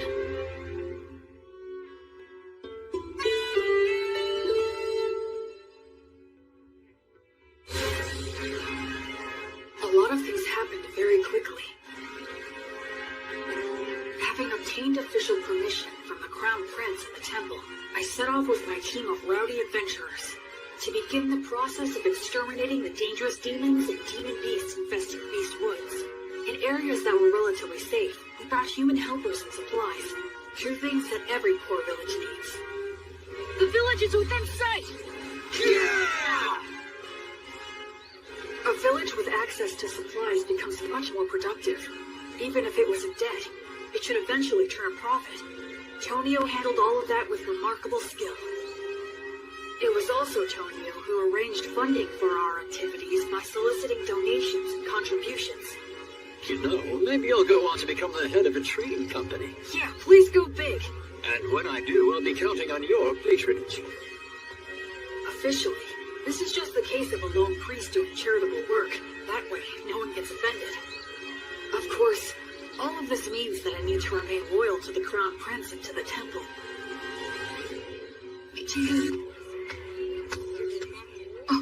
Oh, Will. I see that you've come back now. I appreciate the work all of you have done here. Bishop Bagley agreed to assign a few priests to me, and Anna is included among them. They're all experienced and are able to use the blessing.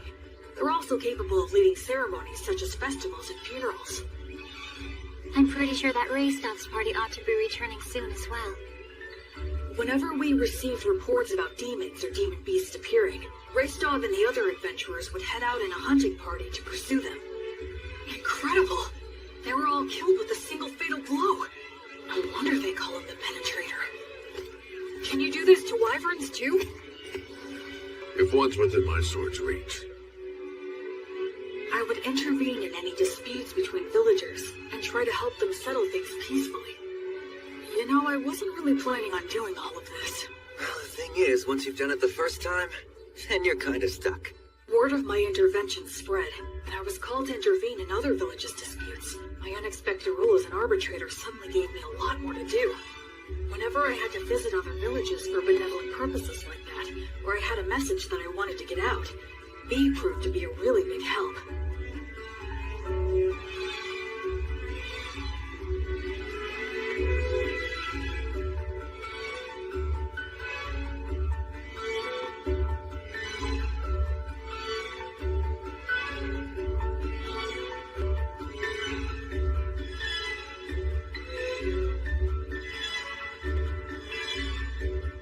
So, we traveled back and forth across Beast Woods time and time again.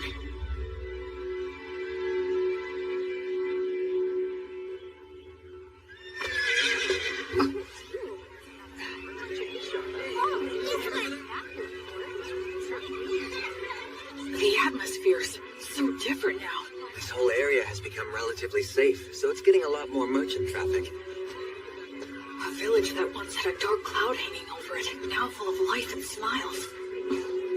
Gus, I finally understand now. Money is extremely important. Money is what makes the entire world go round. With money, you can solve anything without magic. Buy tools, hire help, and the ability to make a profit is just as important as magic. Everything you taught me was exactly right. Making people smile and giving them hope is more magical than actual magic.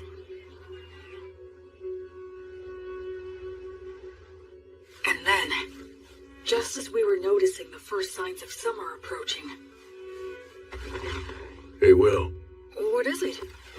Pip's party went west to do some recon, and they haven't come back yet. So how long? They were planning to spend no more than 10 days investigating, but it's 2 days past that. Pip and his party. They're very talented hunters. All right then. We'll go and search for them. You, Menel, and I are definitely going to go. And do you think you could put together 2 parties? They need to excel in forest exploration skills. I'll gather them right away. There's a chance they didn't get lost, but instead wound up in the demon's base. And if that's the case, there will be a battle.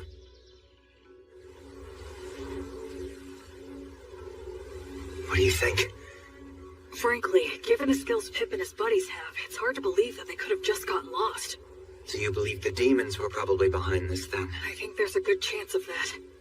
If we beat them, things should settle down here too. I just hope that they're all right. Hey, Will. Huh? I should say thank you. Oh, for what?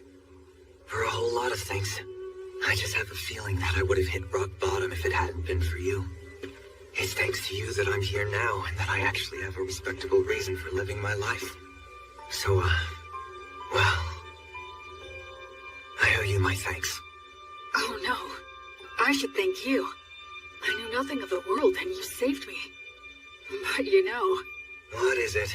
You could look at me when you say it. Shut up.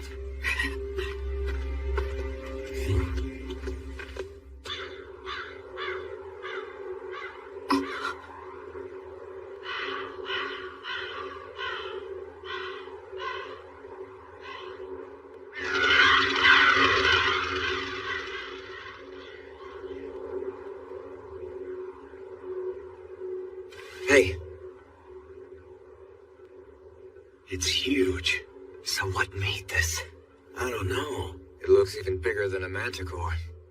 Maybe a stray living in the valley. Or, Well, at least they died fighting a big one.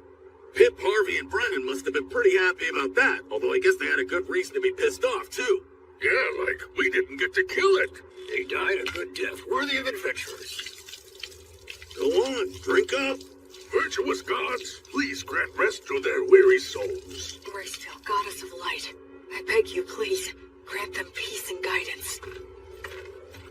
Will, there's a head missing. The damage is so bad it's hard to tell, but it was probably just eaten up. Yeah, I'd bet on it. No, wait. Did he toss aside his gear as he ran?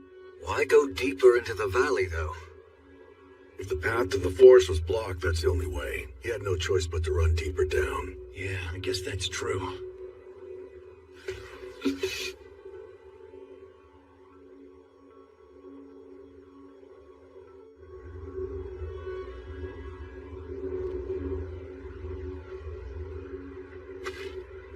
How strange.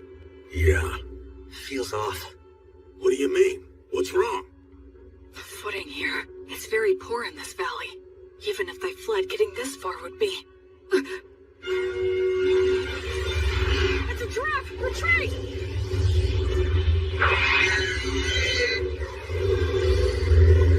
Fall back! No use! Coming toward us! Stay calm! Keep your backs to the rocks! Don't panic! Form a shield wall! We have to get past them. It'll be fine. We should be able to handle these guys. Hey, Metal! Yeah, what? I'll help us with magic of the blessing! Goddess of flux, repel the poisons that rain down upon us. Fortis, Vita, Ut, Omnis. Thank you. Gnomes, oh gnomes, guardians of treasure, guard us against our foes. Sylphs, maidens of the winds, send a gale of protection for these warriors. Nice. Alright. These beasts may think they've trapped us, but now let's show them which one of us is truly the prey that's going to be hunted down.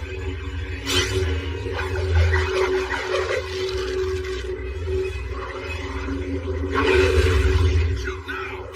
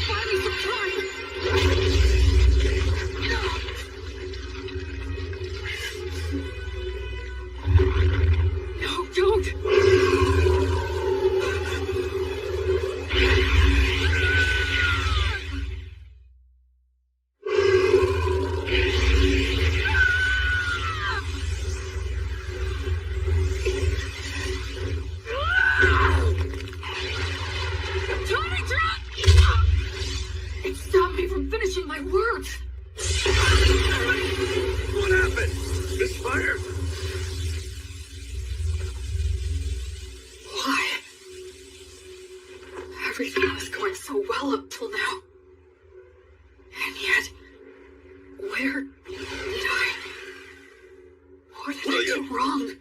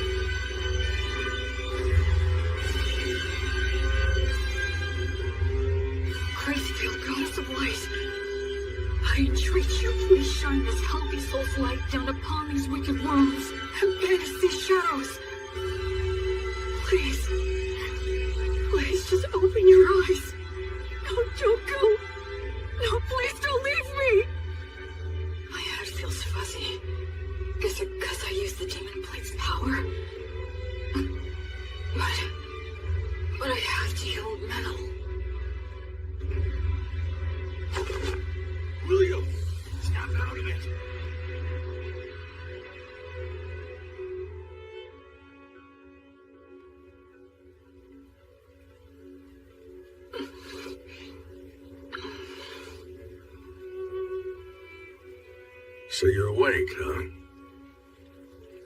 Where am I? A village not far from the valley.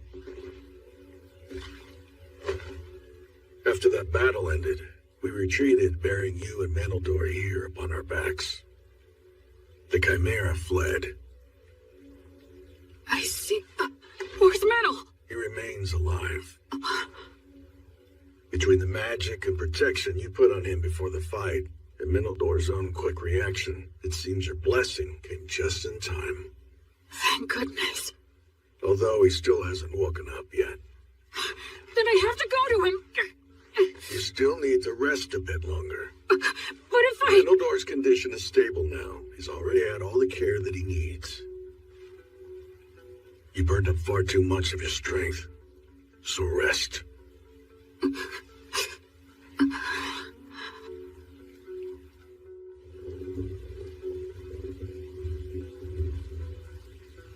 Where did I screw up? When I left Manal to handle the Chimera? No.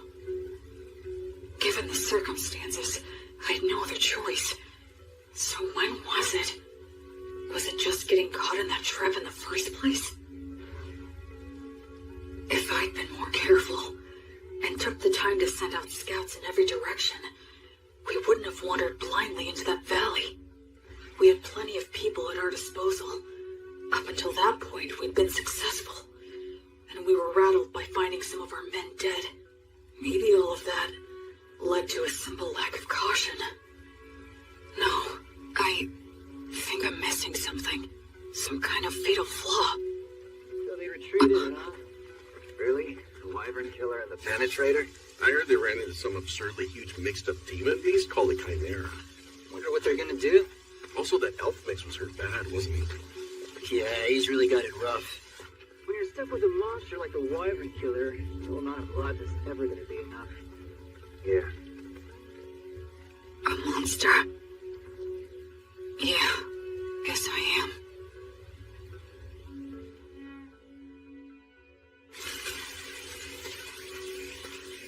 It wasn't my battle tactics that were wrong. It was my estimation of our strength. I put my trust in Menel. I just believed that he'd always have my back. That he could keep any enemy in check for me, no matter what. I thought he could handle that much. But I ended up coming extremely close to getting Menel killed out there. I just decided on my own that he was my friend. And in my innocent naivete, without even thinking, I set him up to face dangers that he wasn't ready for. Hey, Will, over here! Antonio. We got your message and rushed right over. And also, Anna will be coming and is due to arrive here with the priests later on. I see. Hey, Will, know what? We heard you saved Menel's life earlier. I can't believe it! You ran into a beast as impossibly tough as a chimera, but you still beat an insane number of magic beasts and even saved Menel's life! You really are absolutely incredible! I doubt that Menel and the others who have been stuck with me would agree with that opinion. Huh? I'm going to see him. But Will... Wait, Will, shouldn't you keep resting at least a bit longer? I'm fine. I'm very strong after all.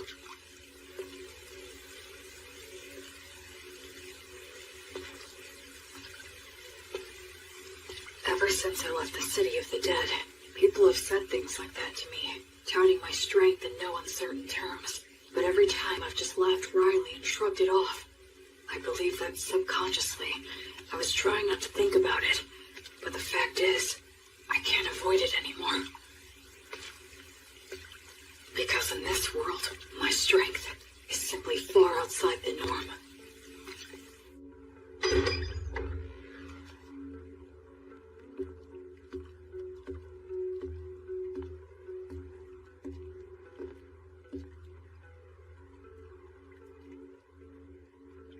This is my sin. Menel, I'll fix you up right now. Gods, please take pity on Menel and heal him. I'm sorry, Menel. I just wanted a friend who could be my equal. I wanted what the three of them had. Comrades who had each other's backs, supported each other, and respected each other. But maybe I was just trying to force that on you without even realizing it. I didn't want to acknowledge just how strong I am. Because if I did that, if I set myself above everyone else, and had to admit that I was different, then I'm scared. I'm lonely. It hurts. I hate this. Oh, of course. It really is just as simple as that. I was afraid to be alone. I couldn't bear not having someone beside me. That's the reason why I tried to see the people I should have been protecting, the people I should have been saving, as my equals. I was averting my eyes from the truth, when really, I was just scared. And for that despicable reason, because of that, I almost got you killed. But I finally get it now. I just couldn't keep going on that way.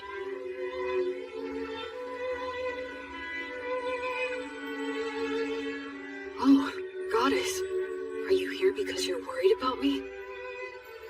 Up until this moment, I've been foolish, but it's fine now. Please, you can rest at ease. I'll put an end to your sadness right away. I'll save everything within my reach, as your sword and as your hand. Everything will be all right. Goddess, I vow to you, I'll solve all this on my own.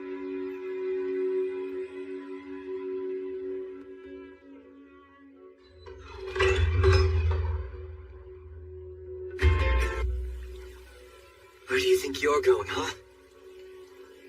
Where am I? To kill the demon beasts, of course. Alone? Yeah, that's right. I doubt you can keep up with me. Which is exactly why I need to protect him. Look, don't worry. It's okay. I'll take care of everything. I'll kill the Chimera and the whole herd of demon beasts. And if there are demons controlling them, I'll kill them too.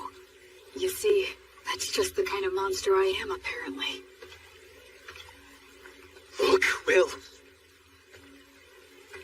Stop screwing around! Wake the hell up, idiot! Oh, so this is how it's gonna have to be, huh? Is that all you've got, Metal Door?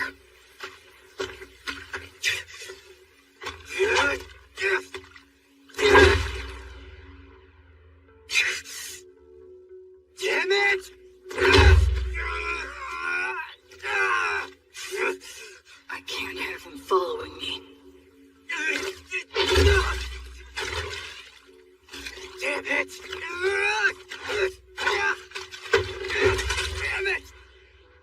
Damn it! Damn it! I guess I could just break one of his arms.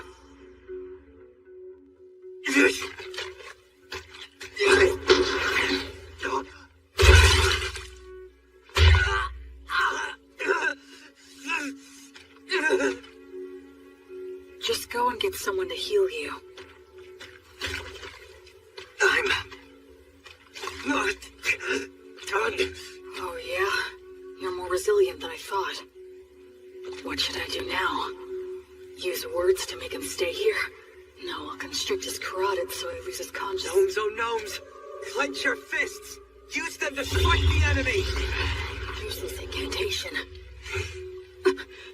No! If I dodge it, the magic will hit metal!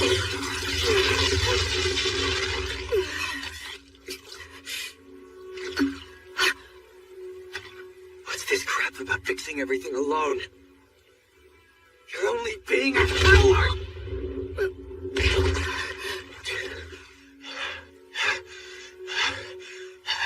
Did you really have to go that far? Huh? We were only together because of pure chance. There was no reason for you to do that. Yeah, that is true.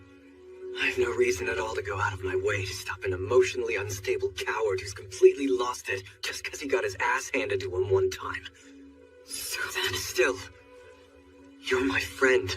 And friends stick together. If my friend goes nuts, I want to do something to help. Menno. You don't know much about your own origins, and you're clueless about the world overall. At times I've thought you seemed suspicious. But still, you're a nice person. I know you're trying to do things right and do your best. After all, you did save my life, and you saved that whole village. We traveled together, and we fought together too. I enjoyed spending time by your side. I'm grateful to you from the bottom of my heart for sending off those villagers. Look, Will, the fact is you're my friend, and I don't abandon friends.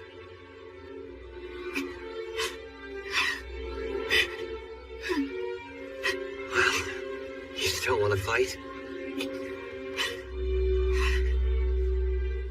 I surrender. I know that I'm still weaker than you now, but just you wait. I'll catch up before you know it. Menno. And soon enough, I'm going to prove that you are no monster.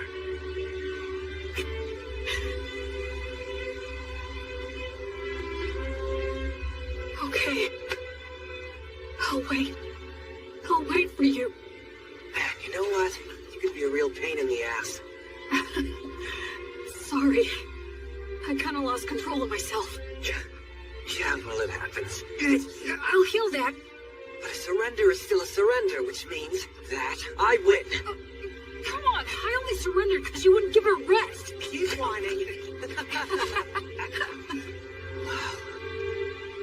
And so, we just kept on making dumb jokes and laughing about it all. What? You want me to break your arm? It was my first ever argument with a friend. And I guess I lost that too. Welcome back! Oh, you're back, huh? Will Metal! Good to have you back. You jerks! You had me worried! I'm sorry, B. Will. Huh?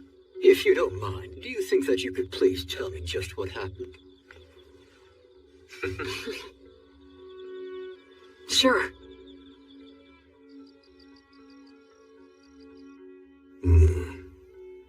That's an illness of the strong.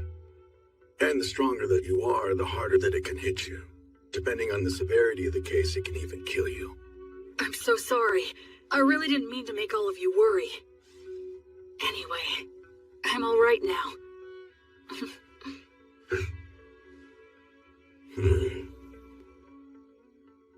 You two were stuck in bed not long ago, and you were off slugging it out? We even set a trap for a surprise attack. That Chimera's got no chance. I've got a debt to repay to that bastard. I won't be shown up like that. You mean you're gonna go fight that thing again? That's right. We're gonna have a little rematch. I won't get beat up and just leave it at that. I'll split its head open. I mean all three of them. Chimeras don't occur naturally, so there's no doubt that this thing is the product of a demonic ritual. I say we take them all out at once before they can escape. You want to go after it this soon after it roughed us up? I won't just give up and leave it like this. Let's bust them up good. All right. Guess we should round up some help, huh? This'll be a good, fun, stupid as hell adventure. A silver coin for a demon beast's head. And 10 gold coins for the demon bosses!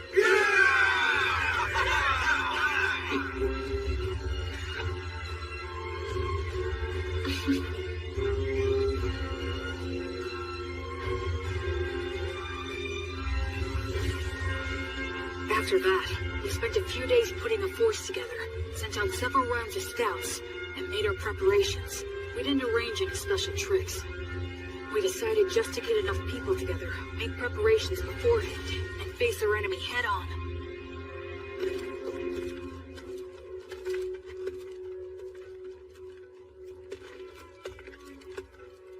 Let's set up our formation and our gear here. And all of you other priests, please support us from here. Yes, sir! When we're all ready, we'll send our front line to the battle zone!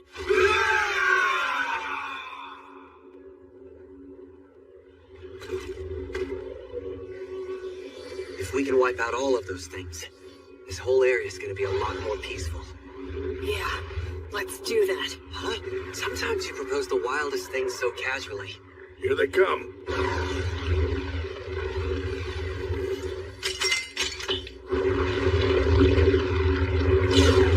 I've got your back. Thanks. I'm counting on you, Metal. I'll break you head on! By full flame of lightning, let us triumph! Burn bright! Blazes flames of courage! World send us a tailwind of good fortune! Virtuous gods, righteous protection! Shoot! Sachita Flavion!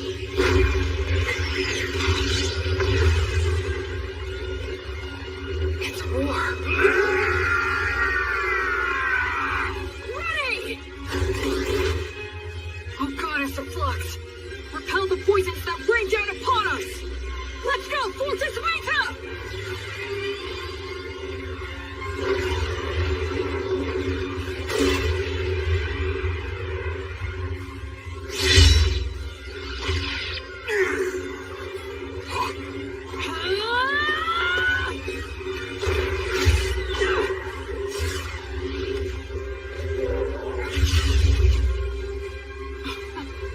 How could I ever think that I'd fix this all alone?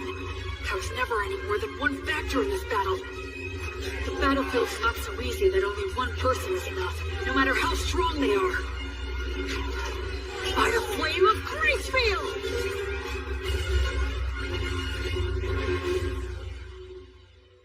According to the reports, the campaign to eliminate the demon beasts should have started by now.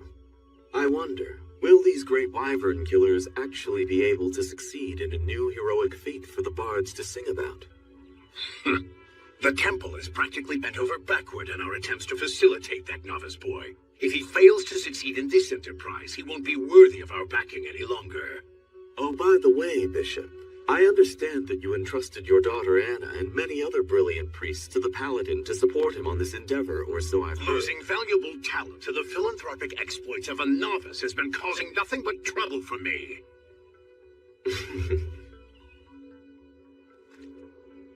What's this? The remains of an abandoned monastery? It looks like we're the first ones to make it here. Be careful. Watch for traps.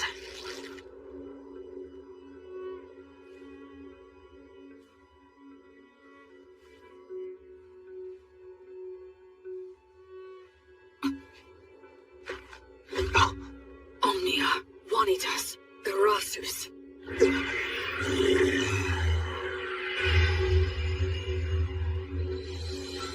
Hi there. He was laying an ambush with invisibility? Careful, Will. This thing's pretty damn smart. Do you think that maybe it's got some demon in it? You're after the High King? Oh, you know the High King sealed you. Are you a warrior sent by one of the gods then? That answer, I'm certain now. Basically, this is like taking a square on a chessboard. The city of the dead, where the High King was sealed, isn't yet under control by either side. If the demons manage to take control, they'll undo the seal, and disaster will ravage the continent again. But if mankind takes control, the seal will likely become even stronger. The demons are in a position where they need to keep Beast Woods permanently devastated, and keep it in a state of chaos, destitution, and lawlessness. That's why they're commanding demon beasts to attack villages and keep the pressure on. They can't let mankind advance any farther south. They can't let people head in that direction. They can't let them think that there's hope in the south. If you consider the existence of their king, it's incredibly easy to figure out what their objective is. In the name of the goddess of flux, I will destroy all of you. Oh yeah, but wait. There seems to be some sort of mistake or perhaps a misunderstanding. A misunderstanding, huh? That's right. That's the truth.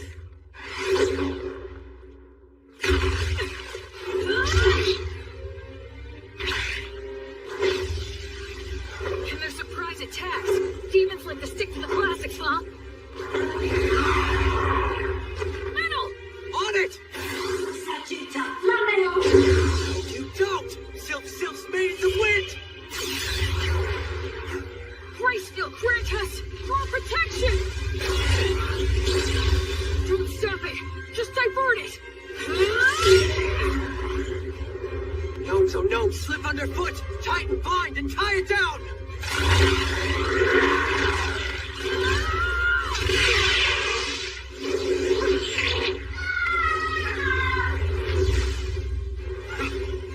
It has 3 separate heads. Each one reacts differently. They're bound to end up becoming confused. This demon beast is unnatural. It shouldn't exist. I don't need to score a clean victory in one strike. I just need to fight it the right way and win by being better. I don't need to use a flashy secret technique. I'll just use all 3 of their teachings and do what it takes to win. That's the fighting style that works best for me. Maidens of Wind! Bless this arrow with your kiss!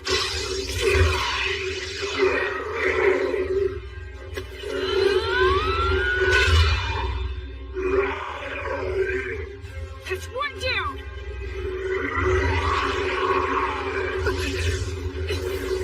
You give me no choice. Although to test this dragon's power, I must use it. Dragon? This one too? Metal, step back and give me a little room. I'll strike it down now.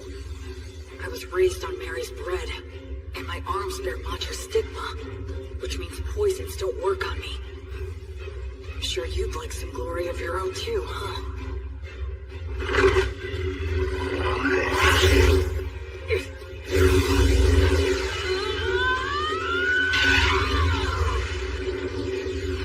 Gnomes, oh gnomes, clench your fists! Use them to strike the enemy!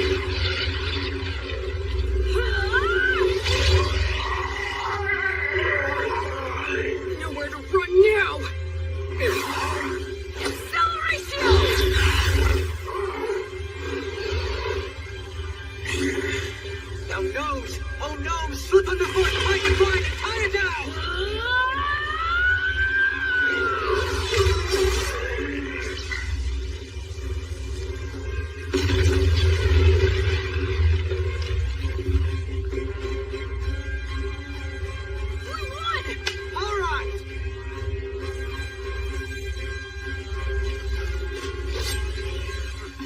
On to the next one. Yep.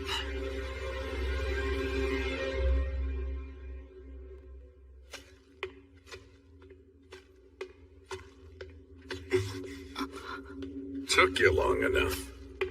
Greystov. I'll be taking those 10 gold coins you promised. What? No way. He beat us to it? You're kidding. How'd you do it? Came from the side. Since you two guys were busy taking care of the Chimera for me, it was actually pretty easy. Well, that's Greystov the Penetrator for you. He's too good at getting ahead of people.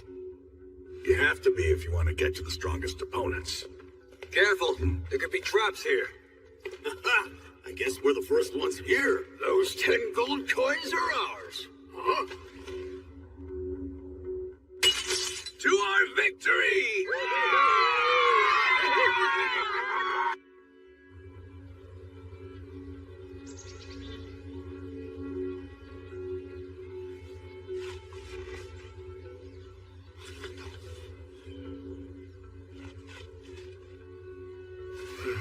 You're awfully cheery about a little sack of papers, Will. You could tell, huh? Yeah, you're grinning and caressing that paper the same way that someone might touch a woman's body. Is that the stuff those craftsmen gave you? They said they were the best of the trial sheets they made. You really are happy, huh? Well, the way I see it, these are the future of this town.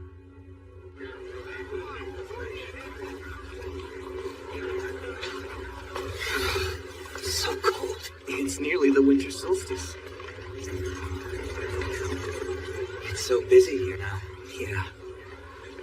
2 years ago, I left the city of the dead and followed the river north until I found a deserted, half-sunken city. Now, 2 years after rebuilding began, people have given this place the name Torchport, the Port of Light. Hey, Will, what did you mean when you said that paper was this town's future? We have to do more